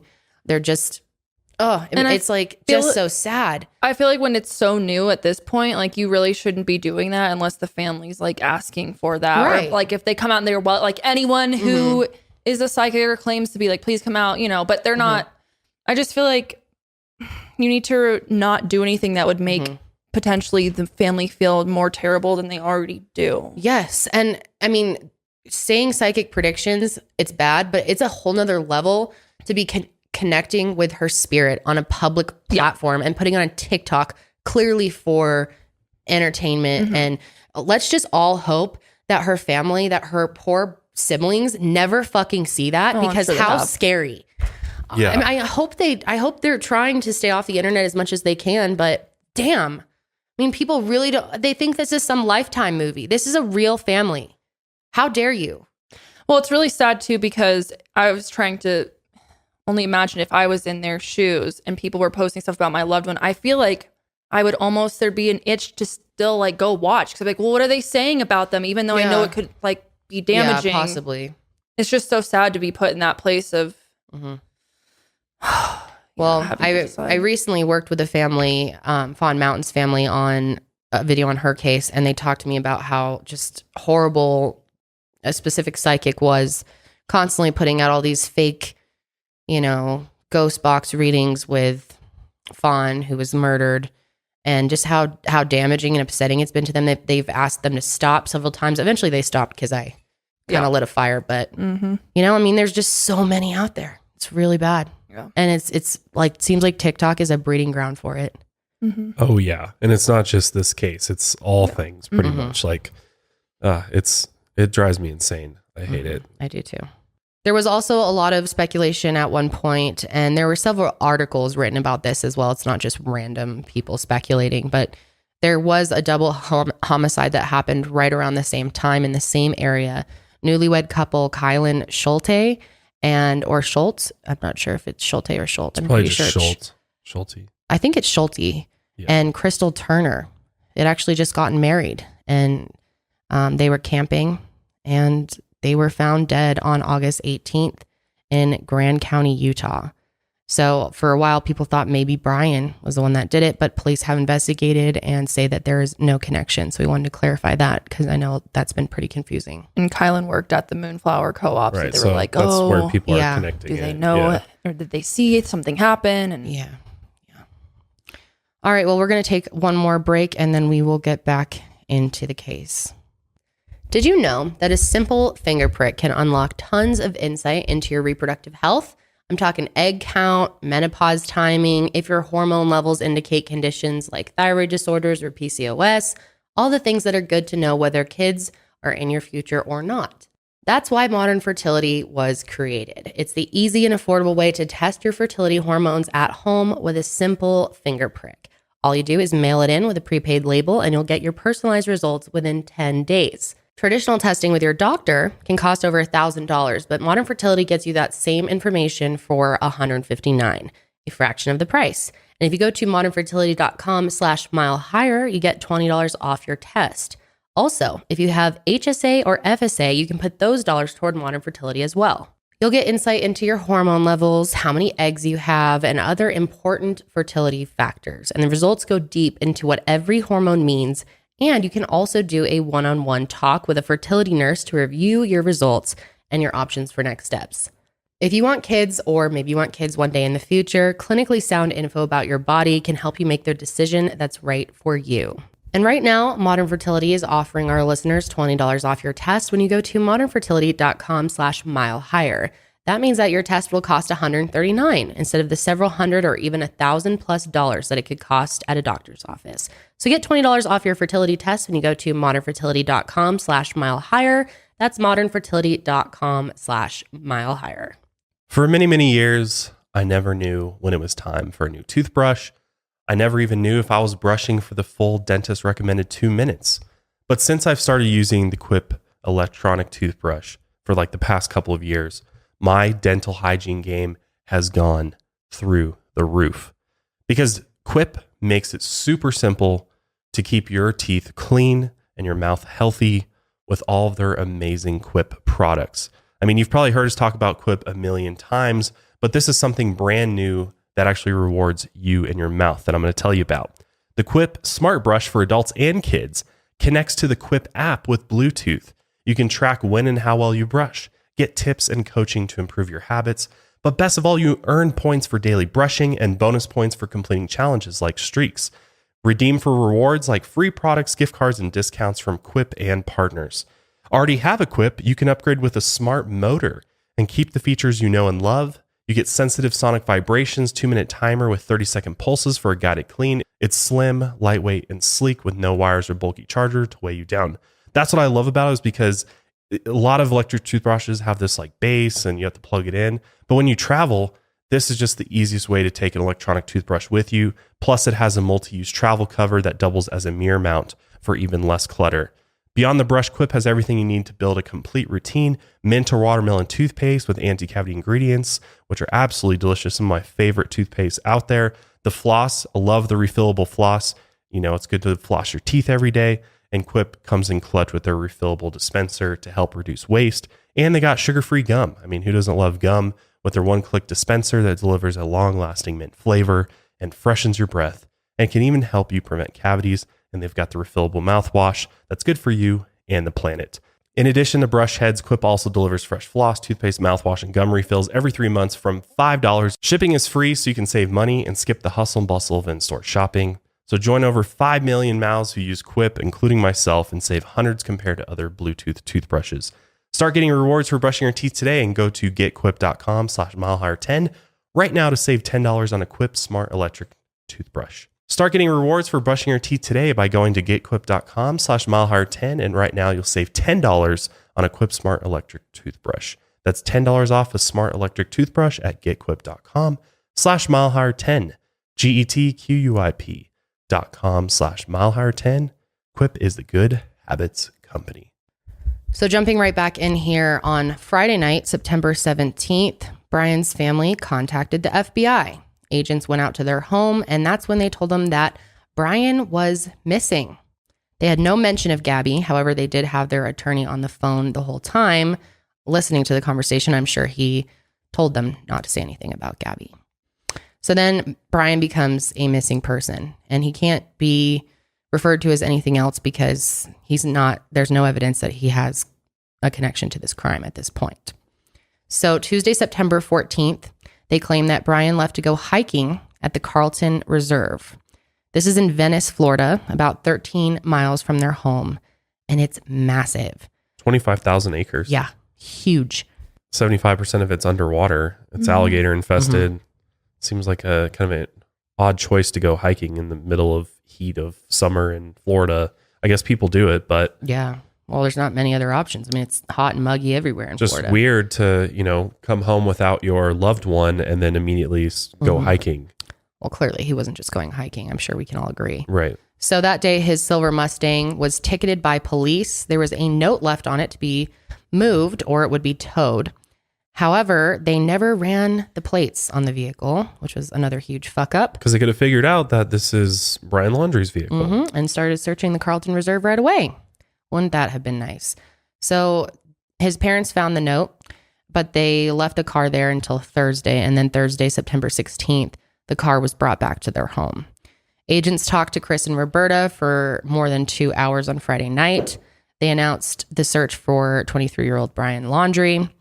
And the official description of him was put out, which we'll say that now. He is 5'8", about 160 pounds, brown eyes, short brown hair, trimmed facial hair. And hair and facial hair can obviously be different by now. It's been quite some time. So he could have a beard or have his hair grown out. Obviously, if he's out there, he's going to try to change his identity as much as possible. But he does have distinctive tattoos on his right hand and on his finger.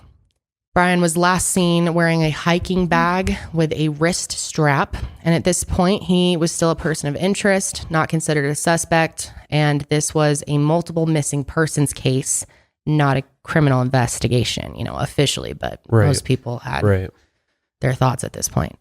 And then early in the morning on Saturday, September 18th, that's when the search for Brian at the Carlton Reserve started. They brought out 50 officers from the Northport Police Department. The FBI was there, as well as some other agency partners.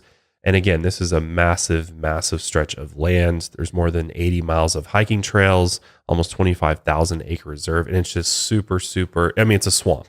It's basically a swamp. There's tons of plants, trees, alligators, thick brush, muddy roads, so it's not an easy place to search by any stretch of the imagination. So they brought in tracking dogs, giant swamp buggies, which were kind of cool to watch go through this. They just plow through everything, then go through water and really provide the officers an efficient way to search through this vast area of land. They obviously had drones, they had helicopters. I mean, they brought in every possible resource possible to search for Brian.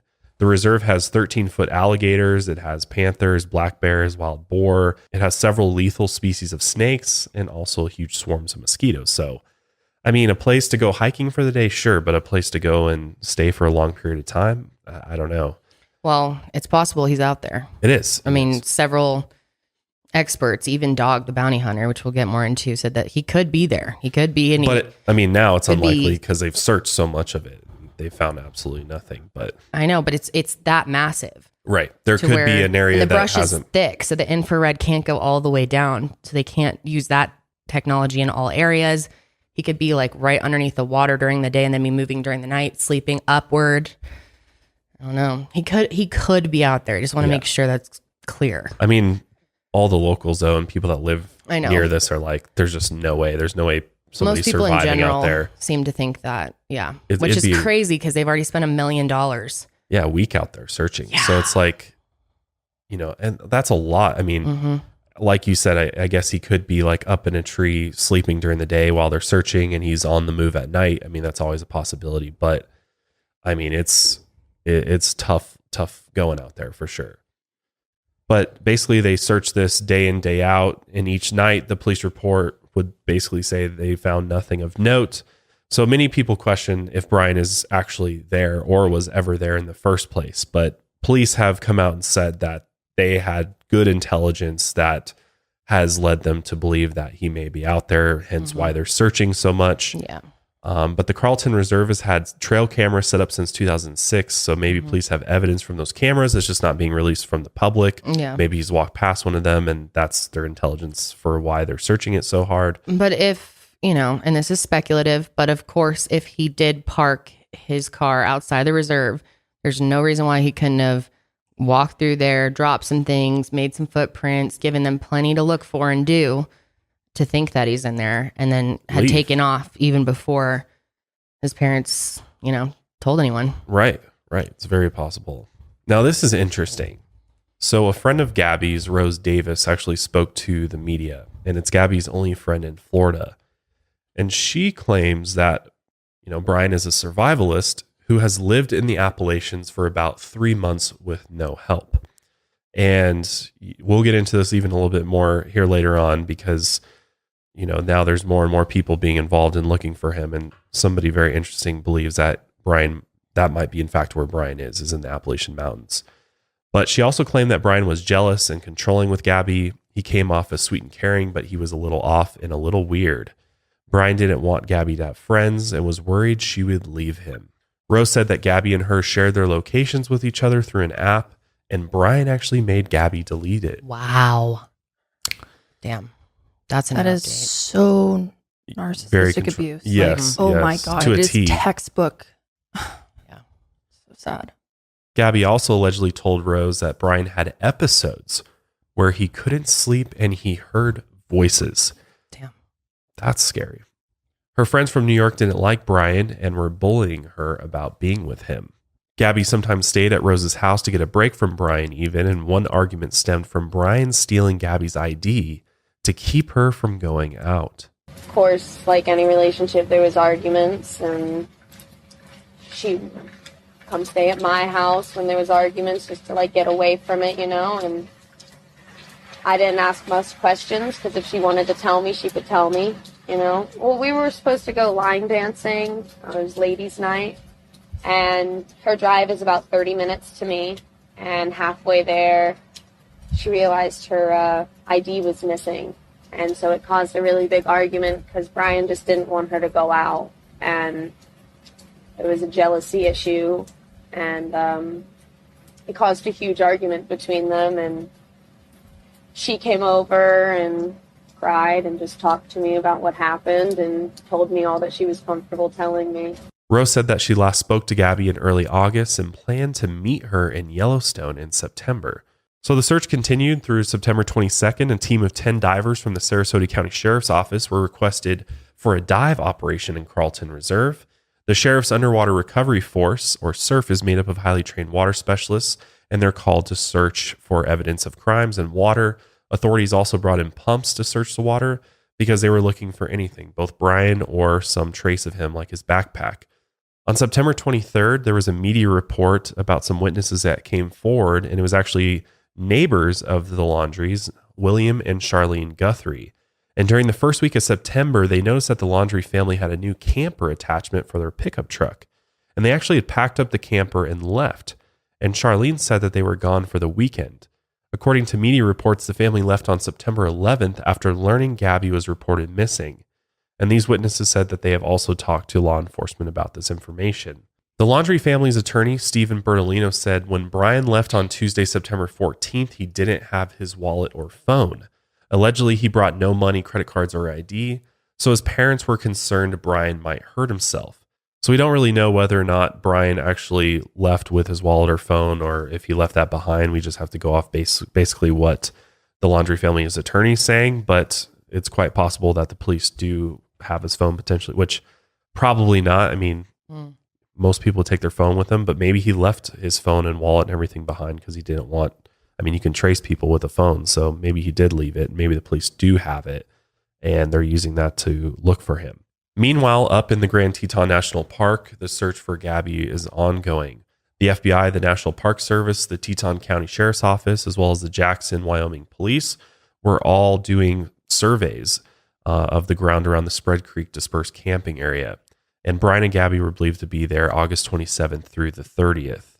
Authorities requested help from the public, and anyone who had been there during those dates were asked to come forward, or just anyone who may have seen Gabby, Brian, or their white van.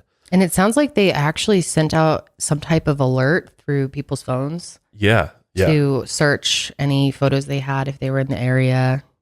Like an emergency message. Yeah. And that really helped. Because multiple people claim that they saw a young woman matching Gabby's description hitchhiking near the Tetons on August 12th or August 13th. But again, these are rumors, and, it kind of leads police and authorities down some wild goose chases sometimes. There were photos taken in the Tetons, which allegedly showed Gabby asleep or dead in the background, which I think you showed me. Yeah, that was picture, like the first day that started to go viral. The second day, it was so stupid. It matched her outfit from a previous picture. It was a photoshopped picture. Yeah, it went viral on Reddit. Believing that, I was like, yeah, it's really sad. Can you imagine wasting your time photoshopping a photo like that? Really, it's like true evil. On September 18th, the media reported that police had talked to a woman who claimed she had picked up Brian. Mm-hmm. On August 29th, Miranda Baker and her boyfriend saw Brian hitchhiking near Grand Teton National Park, and they picked him up around 5:30 p.m. She did offer all this information to the police. They, will have checked into everything, but she was allowed to post this on TikTok as well to raise awareness for other people that could have picked him up since he hitchhiked with multiple people. Now let's go ahead and just play her clip so you can hear it right from her. Hi, my name is Miranda Baker, and on August 29th, my boyfriend and I picked up Brian at Grand Teton National Park at 5:30 at night at Coulter Bay. He approached us asking us for a ride because he needed to go to Jackson, which we were going to Jackson that night. So I said, hop in. He hopped in the back of my Jeep. He then told us he's been camping for multiple days without his fiance. He did say he had a fiance, and that she was working on their social media page back at their van. In conversation, I brought up, we're going to Jackson.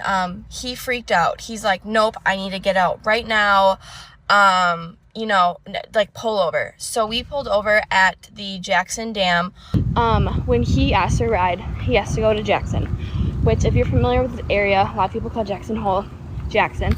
So that's why I said yes to giving him a ride. But you think any good hiker would know south and north. We were going south out of the park when he said he was camping north. He had told us that him and Gabby were not camping on a regulated campsite through the national park, that they were camping basically out in the middle of nowhere along Snake River.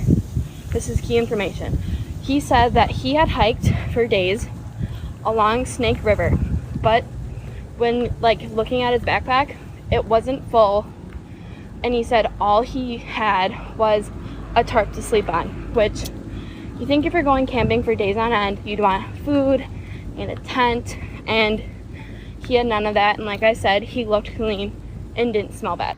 So this is a view of the whole journey with Brian. So that's the top at the park at Coulter Bay, and then we drove him to this dam right here. Then at the dam, we dropped him off at this little turnout, and he said he was going to walk across the street to the parking lot, which was full of people, to continue hitchhiking. So it's really weird that he offered them $200 for this short ride. That's very strange. He mentioned that his fiance was back at their van, but never said Gabby's name. And they were camping together in a remote area along Snake River that he'd been hiking alone for days. But he was clean and carrying a small backpack and just a tarp to sleep on. Then this whole thing between Jackson and Jackson Hole, Miranda said in the TikTok, as you heard, that they were headed to Jackson Hole, and suddenly he wanted out of the car. Which is going back away from where he was trying to go, which was Jackson, Wyoming. Jackson's Hole's back where he would have been coming from where Gabby was. Yeah.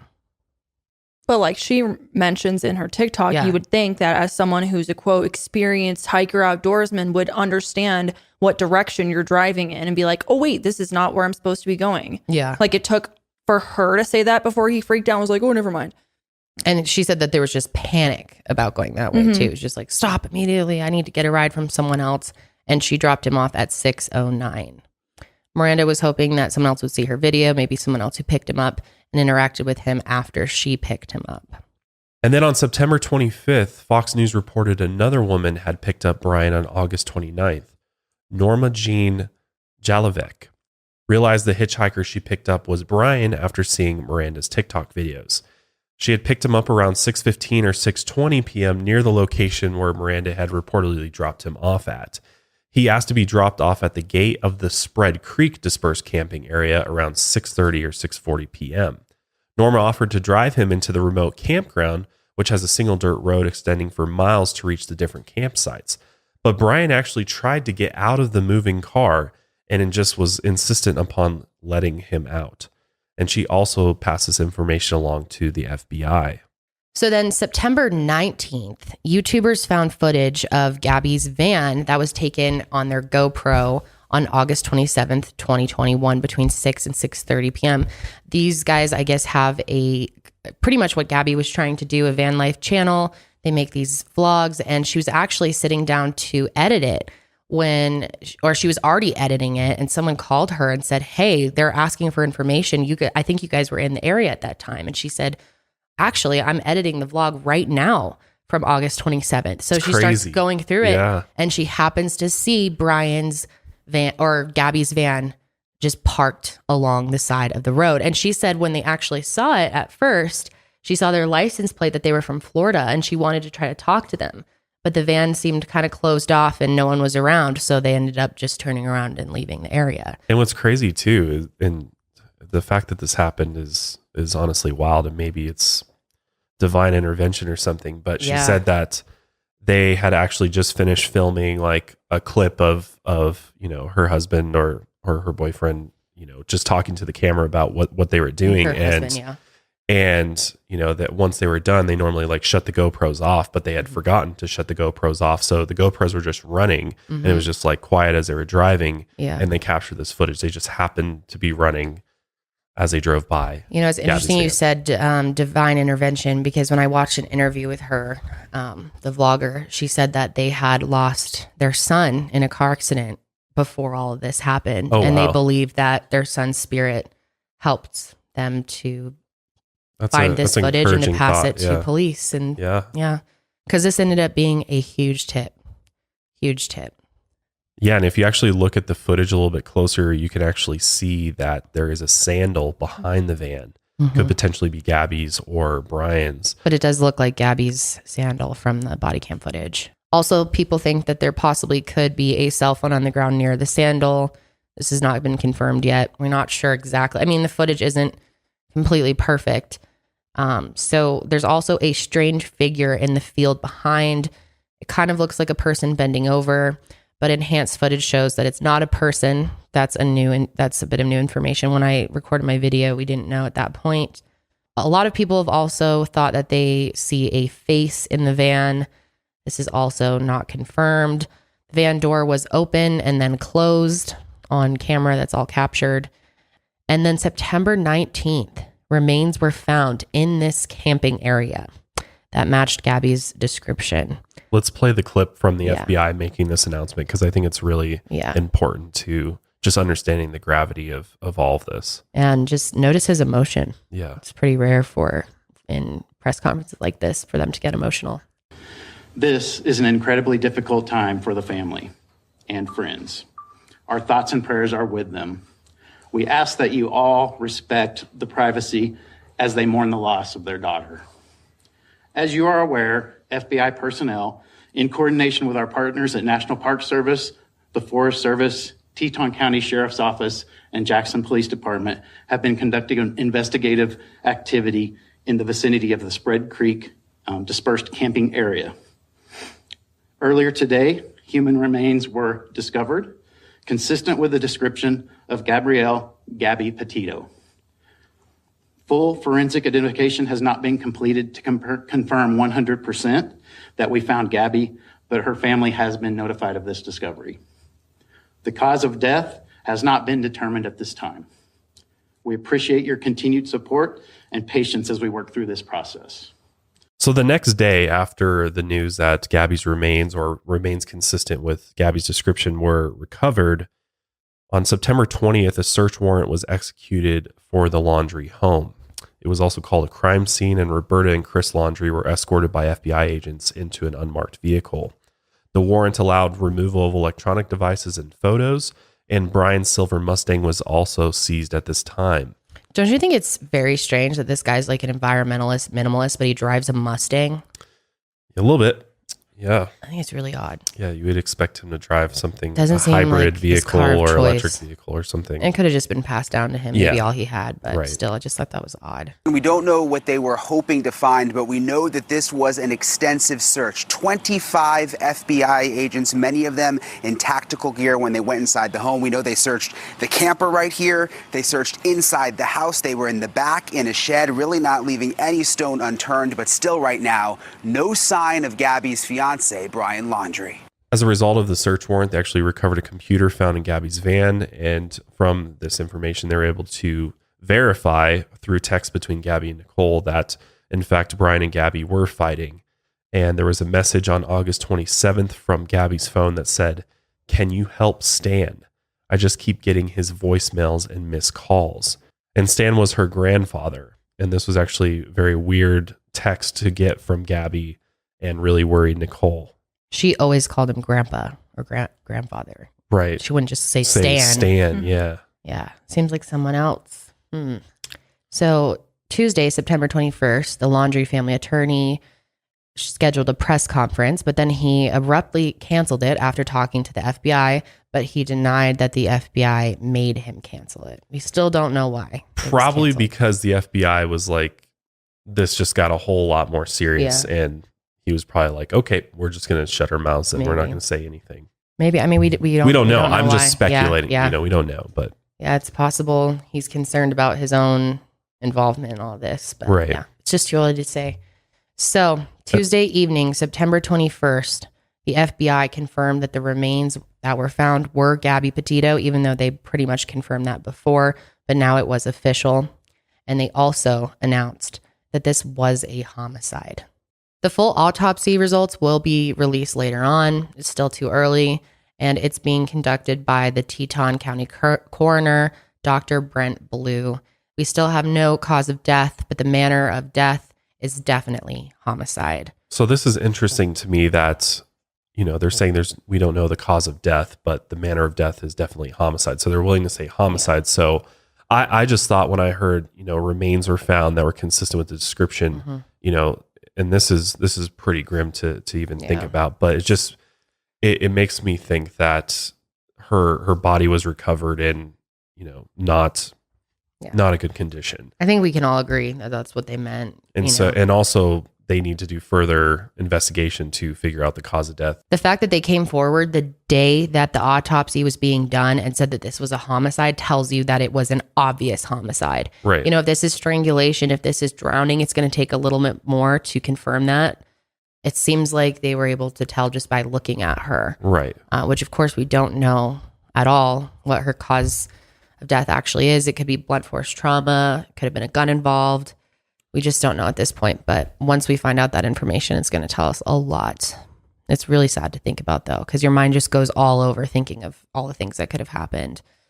And yeah, it freaks me out that they say remains, but I don't know if that's just the terminology I don't know if that's they're just using. Terminology, and they wouldn't say a body was recovered versus know. remains. Well, remains they to will. me indicates multiple. Yeah, I know. Yeah. Yeah. So Wednesday, September 22nd, a federal arrest warrant was issued for Brian Christopher Laundrie, and this was issued by the U.S. District Court of Wyoming, and it's an indictment for the use of unauthorized access devices after Gabby's death. So basically bank fraud. So that's the only thing that he is listed as an official suspect in is a bank fraud case. This is the largest manhunt in history technically over a bank for allegedly fraud using case. a Capital One bank debit card and a PIN for 2 Capital One bank accounts. After for items worth about $1,000. Yeah, on each one. And that was between August 30th and September 1st. Which I think, I mean, after the autopsy result, I think this is just the FBI, you know, it's the legal way to basically turn this into a manhunt from just looking for a missing person. They use this. They knew that this happened because FBI has the ability to look into the bank records and all that. And so they were able to be like, okay, here's the piece of evidence we need to actually turn him into a fugitive and kind of step everything up. Yep. So September 23rd, Buhoff Law, which is a Northport law firm, offered up $20,000 for any info leading to Brian's exact whereabouts. It has to be a tip that actually leads to him being found, and has to be, you know, proven back to them, and then they will give that out. I mean, hopefully that drives a lot of incentive all over the world. The city of Moab also released a statement saying they're investigating how the officers responded to the incident on August 12th. And they're currently not aware of a breach of police department policies. Which, yeah, and I mean, people argue that the officers didn't do anything wrong, which I don't think they necessarily did anything wrong from like a technical standpoint, but as far as just not investigating things as thoroughly as they should have, which is, you know, up to interpretation. I think that's the most frustrating thing is people feel like they didn't, you know, go as deep into this or they look into Gabby as much. Brushed with the dispatch set under the rug. Right. About him hitting her. So I mean, I feel like that is technical. That is. And they focused on Brian's injuries, ignored Gabby's, even though she described how he grabbed her face. They empathized with Brian, related to him, even joked around. That is sickening. At least one of the officers was intimidating towards Gabby and interrogating her about why she was hitting Brian. Officers did not talk to the second witness who made the 911 call before deciding that Brian was the victim and that Gabby was the aggressor. One officer also made multiple excuses for Brian, He assumed that he had lied about Gabby grabbing his wheel in order to protect her. He said that he was justified in locking Gabby out of her own van. Officers also asked Brian if Gabby could drive the van, and even though he was going 30 miles an hour over the speed limit again, it was her van.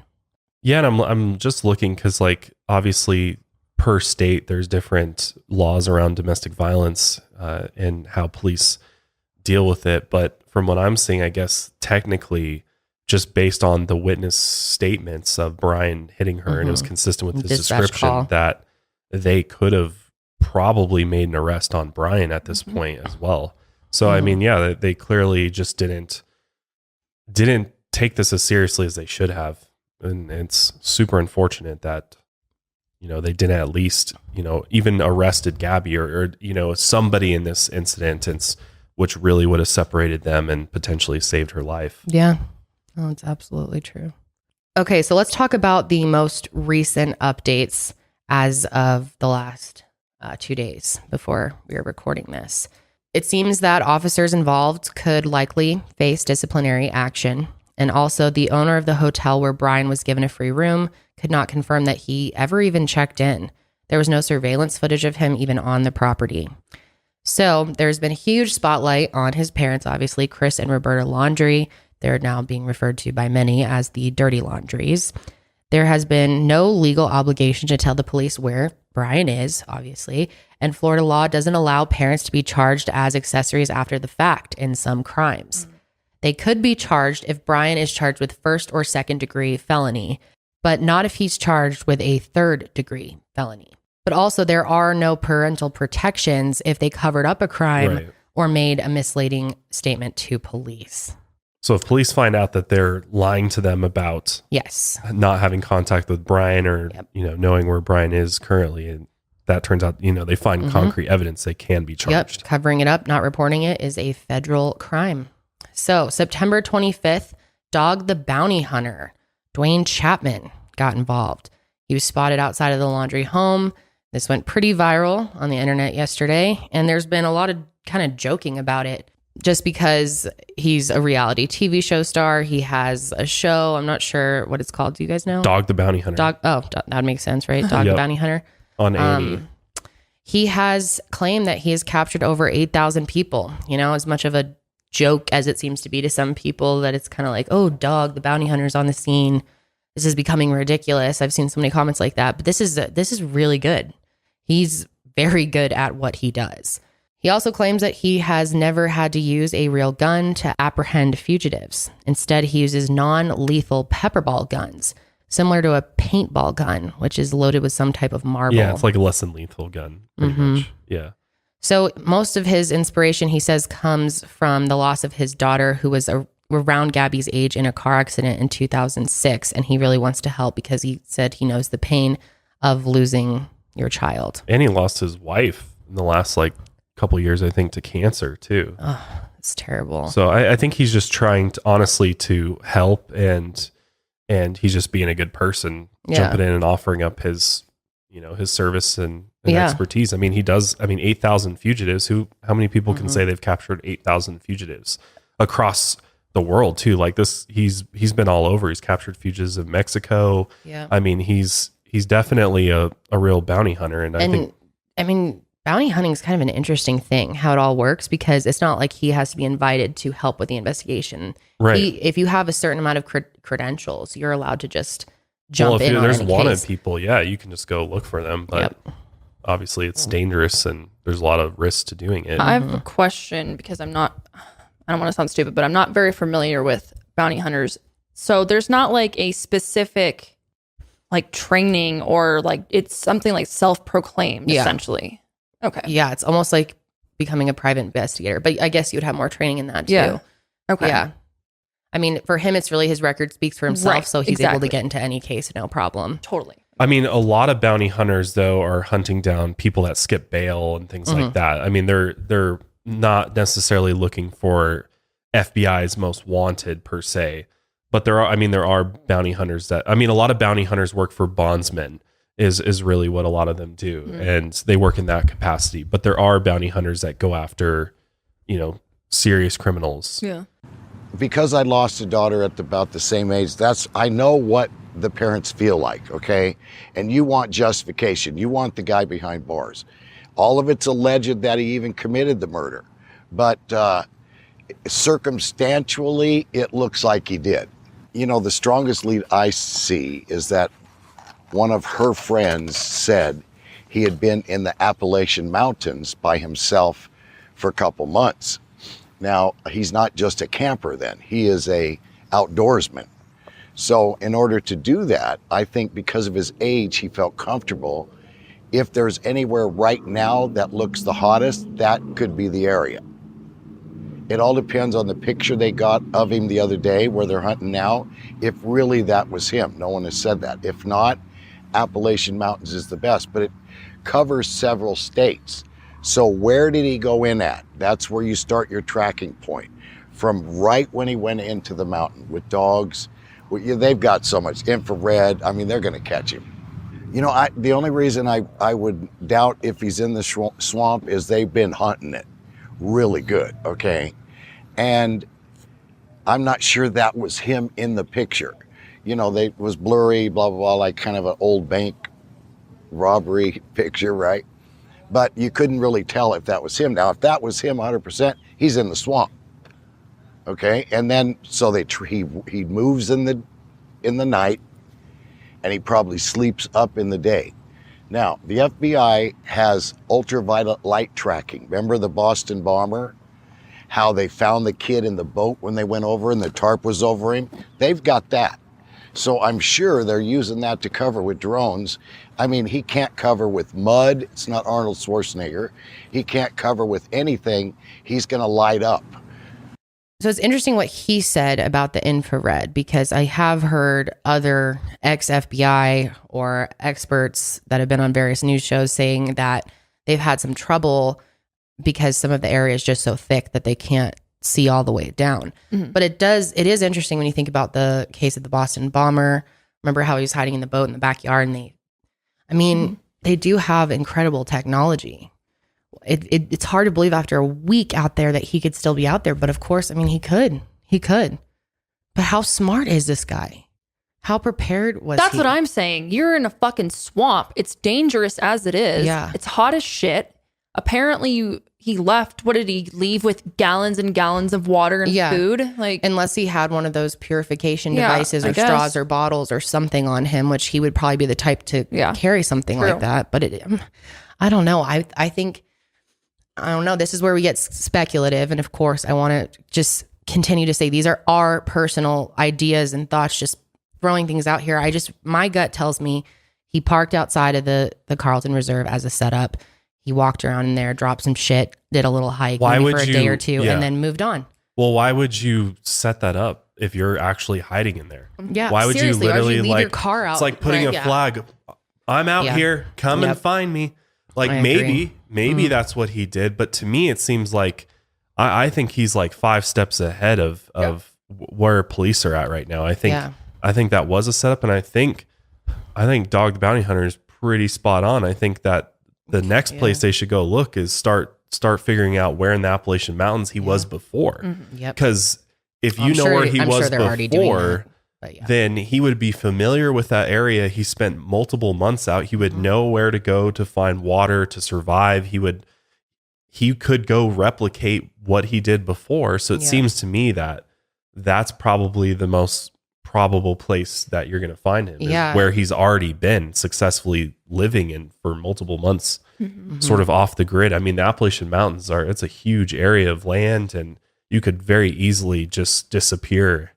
It seems like the strongest theory so far, but that's also because we don't know a lot, and we don't know if Dog knows everything. I mean, he probably doesn't know. Well, and police said that they have good intelligence that suggests that he's in the Carlton Reserve or nearby. And then that trail cam photo that came out, which police have confirmed was not Brian, was interesting. And that was in another area of Florida completely. That, I mean, there were some similarities in the person in the photo and how they looked compared to Brian. People compared his backpacks. His backpack looked similar. So could it have been him? Potentially, but again, I believe police have ruled that out. There's also been a lot of speculation that he left the country, either to Canada or Mexico. But let's continue this interview. Dog kind of talks about why he doesn't think that's as likely. I don't think he went to New York, or there's been a couple rumors he might have went to Mexico. I've been to Mexico. So if he's down there wanted, a white boy that doesn't know Spanish, the cartel's going to grab him for the reward. So no, he's not down there. I don't think. Who knows? I've had to eat my words before. Sounds like when they got into argument, she screamed a lot. Now, if he's out in that tent, your voice will go, what, 2 miles? And she's screaming. What if he put his hand over her mouth to shut her up and killed her? Or did he do it worse? It all depends. The autopsy report is out, I believe, how she died, okay? That's going to be your murder, death penalty sentence. So how do you say it could have been an accident? The guy that killed my daughter in a car wreck, right? He passed too, but it was an accident. How do you say that? So, but right now we got to hunt him as a wanted fugitive. So the reason I went to Mr. Laundrie is because I carry a reputation with me. See me every night on Pluto TV. The reputation is he gives you a second chance. He gonna get you, but he gives you a second chance. So I thought, wow, the dad's gonna, see me and crack, and I know the kid knows me, probably one of my fans. So I thought the dad would answer and talk. But I was very persistent without disturbing the peace and knocked a few times so they saw it was me. And I didn't play nasty and put a copy of the warrant on their front door, none of that. I was very respectful. And the dad can still reach out to me through social media. Let's get the kid captured alive. Alive. So the next step that I have is now we work off leads, okay? We don't have a crystal ball where we can say, oh, there's where he's at. Well, now we work off leads. Somebody knows something. Somebody else knows where he's at, where they dropped him off at, or did they drop him off? That person is going to call us. Because again, we're not the police. This is anonymous. We don't have to tell. We are willing to go to extreme measures to find him, whether it's in Mexico, I've got connections there, or anywhere. I think again that he's young enough, not an experienced criminal, but what is his greatest experience? Okay, outdoorsman. That's what he does the best. I don't think he can shoplift and live in the city and be on the run and, sleep at cheap hotels. I think that he is what's in his blood. He's in them hills. On a 1 to 10, he's probably a 6 compared to the outdoorsmen and some of the guys that I've captured. Okay, those 2 New York guys, the one that killed the other guy we was 10 minutes behind him. That's good stuff. So this guy's not experienced like that. We get a scent of a trail. We get a scent, he's done. He's not gonna hide in the trees and dig a cave and all that. He's got a small tent, maybe a knife, because he's got to stay out in the open. Hope parents didn't give him anything else to protect himself. How's he eating? Got to kill the game. So, just don't walk up on him and say, hey, you're wanted, freeze. Pretty interesting. Yeah, I thought he had some good points in there. I think the points about why, reasons for why he wouldn't go to Mexico are pretty valid. Yeah, he's clearly speaking from experience too. Yeah. He's done this so many Brian's times. face is all over the internet, all over the news. So yeah, if the cartel is like, oh, easy money, pick up somebody like that. I think he's likely in the Appalachian Mountains or wouldn't it be wild if he'd be the one to find him? That would be wild. That'd be a wild end to it. And then he did mention that the autopsy report was released, which it was just the release was just the fact that they determined it was homicide, but the actual autopsy results won't be ready for up to 3 weeks. Yeah, so he sounded a little bit confused there. I don't know. Anyway, Friday, September 24th, right before the weekend, the last update came in from the Northport Police Department on Twitter. They said they are continuing to search the Carlton Reserve over the weekend, focusing on the areas where they believe Brian would be or could have been. We'll go ahead and play one last clip from the Northport Police Department explaining kind of what it's been like for them out there. Well, the warrant doesn't change anything for us. We're working as hard to find them now as we did on day one. We've been deploying all the resources that we had available to us, all the staff, and these guys, their drive to find them on day one is the same as today, regardless of the warrant. The staff that are out there searching, they get home and they're exhausted. They're out here working as hard as they can. And I tell you, the only break they have during the day is when they come back to get a bite to eat, and then they go back into the wilderness and they hit it hard again. When they get home, they shower, wash off the dirt from the day, and that's probably about the amount of energy that they have before they have to wake up and come back out for the next day. But it's wearing. I mean, this is wearing on everyone. This is wearing on everyone. Everybody has a level of stress. Everybody has the drive, and that's really what's carrying us through, is the drive to try to find Brian and try to put closure to this investigation. What are the types of areas we're looking through? We're looking through wooded areas. We're looking through bodies of water. We're looking through swampy areas, and we're deploying the resources to be able to do that. We have air units, we have drones, we have the swamp buggies, air boats, multiple law enforcement agencies. We have ATVs, we have UTVs, and we have officers on foot as well. So we're deploying every resource to get through any terrain that we encounter in our search areas. Why is it important? I mean, we're certainly hearing a lot of feedback that we're wasting our time. Why is it important that we do this? So what I would say to the public is there are many, many more resources we're deploying in here other than the search efforts that we're seeing here today. We have investigative means. We have other technology.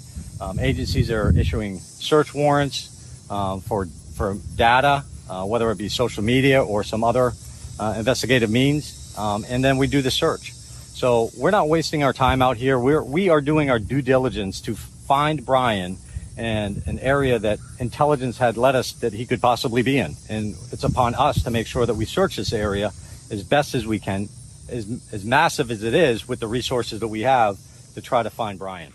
Tons of tips have obviously come in from people who believe that they have spotted Brian, such as an alleged sighting outside of a hotel in Canada and another still image from a video camera. We'll put those in, but police have not announced any confirmed sightings. Then Saturday, September 25th, media confirmed with the Northport Police Department that the Carlton Reserve search has been scaled back a bit. Investigators are now concentrating on bodies of water, which involves fewer officers.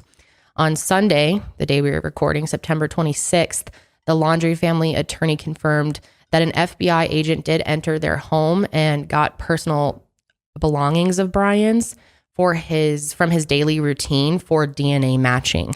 We don't know why they're asking for this. I'm sure there's a bunch of reasons why they could want this information. It's probably just standard protocol. Gabby's murder would become part of a cold case if Brian somehow managed to flee the country under a new identity. Which is still a possibility. We don't know. I mean, he was just a person of interest for quite a while, and it seems like at least a week or two went by where pretty much nobody knew where or what he was doing. That would be so upsetting. I mean, I haven't even let that cross my mind yet, that he might just get away forever. That makes me want to throw up thinking about that. In my mind, maybe it'll be a few weeks, maybe a few months, but someone's eventually going to find this guy, right? Come on. I don't know. None of us know. It's just like insanely frustrating thinking that this could have been prevented and he might just get away with all of this. So the FBI is still asking the public for help.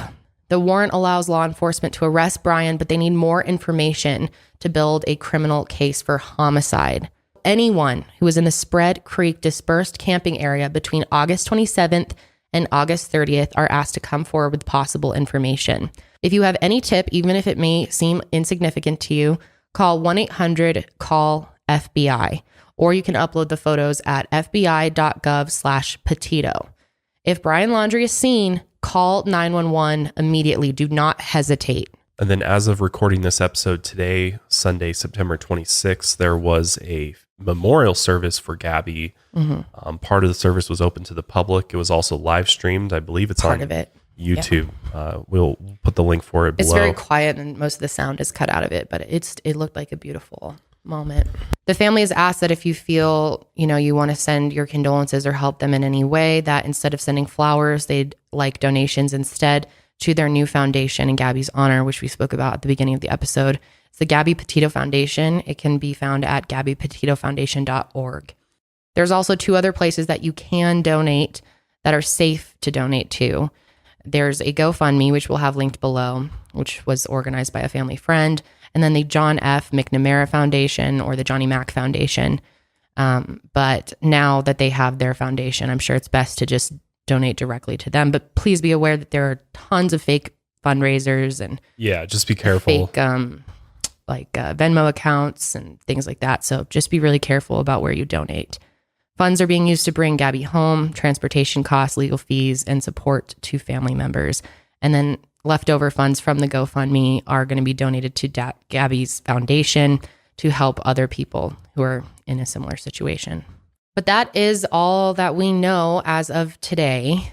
Yeah, at this point, we're waiting for the autopsy results to be revealed, the full extent of it, the cause of death.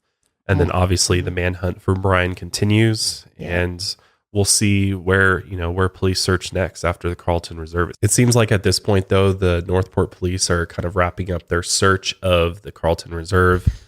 I think they're kind of, they've exhausted tons and tons of resources. In fact, I think the numbers came out financially. The cost to do this was $200,000 per day. Yeah. And they're at over a week now. So it's over $1 million in costs. And that's just taxpayer dollars, and a lot of people have been asking, can the Laundrie family be held responsible for that? But that really never happens, where a family's held liable. They'd have to really prove that they set it all up. And even then, the chances of that happening are very slim.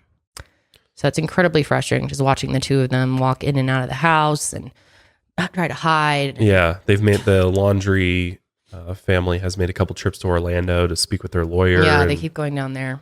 But other than that, there's eyes on their house 24/7. They have they have to have police there outside of it, obviously, because people are still protesting and there's reporters out there and stuff. But News Nation has been out there. Brian Enton. He's been fantastic. If you want some good coverage to follow kind of day by day, he posts alerts by the hour on Twitter pretty much and does tons of live streaming right outside of the home. If anything's happening at the Laundrie home, he knows about it and reports on it immediately. Also, WFLA, JB what's his name? I don't know. JB Buno? Anyway, JB, he's awesome. His live streams have been great. They've done an excellent job of covering this in a respectful way. He's worked directly with their family, has been giving updates from their family. There's some, those are probably the best 2 places to keep up with the case. Yeah. And ultimately we want to find Brian alive, and that way he can be questioned, and hopefully we can get some more answers around what happened to Gabby. There's a possibility that he's not alive anymore, and we're going to end up finding a body, or we'll just never find him at all, which is honestly really just I can't even think about that. to think about, because it's just so sad. I just can't even let my mind go there, because that would just be such a oh my god. But we'll also continue to update you guys. We've decided that because this is just such a big case, and there's going to be updates that come out in the coming weeks and months probably, so we'll try to keep you all updated on what's happening, whether that's a full update or a full episode, or just an update at the intro of a future episode. Right. Because I think we all want to see this one through to the end and know what happened, because it's just, we got to find this guy. He's dangerous. He could be dangerous. Yeah. Yep, absolutely. So. At the end of the day, we need justice for Gabby, and we can't let this just end in a cold case. No. It's just not an option. I just have a feeling we're going to eventually find him. I do too. And this is purely my opinion. I think that either he's going to get to a point where he just can't survive anymore, and he's going to come forward and turn himself in, or they're going to find him somewhere in the mountains living off grid. Yeah. So I guess we'll just have to see how this plays out. We will. But that is it for us today. That is. Thank you for hanging in till the end. I know this one was a tough one to get through. Absolutely. To go over. I mean, there's can just be a so little many confusing. details, and the timeline is still very foggy. I mean, we still don't really know the full picture of everything that happened, especially that last week of August into the beginning of September. I mean, we really have no clue what happened there. You know, why police not surveil him? Why wasn't Brian tracked when he did come home? I mean, there's so many questions that police still haven't answered, and you know, there's a lot of anger towards the police and, you know, this case and stuff, and rightfully so. I think they're frustrated that how do you let this guy kind of slip out from under their noses and disappear? So I don't know. I think there's more to the story that just hasn't been shared with the public. Clearly. That police know. And, you know, I think that Brian is, I mean, he's a narcissist. He's clearly smart enough and capable enough of setting this up and disappearing. And I mean, for all we know, the parents are somehow involved in something or hiding information from the authorities potentially. So I guess we'll just have to see what happens with it, but we will make sure to keep you guys updated, and, you know, definitely check out the Gabby Petito Foundation. We'll go ahead and wrap things up here. We'll see you guys in an upcoming episode of Mile Higher Podcast. And until next time, keep on taking your mind a mile higher.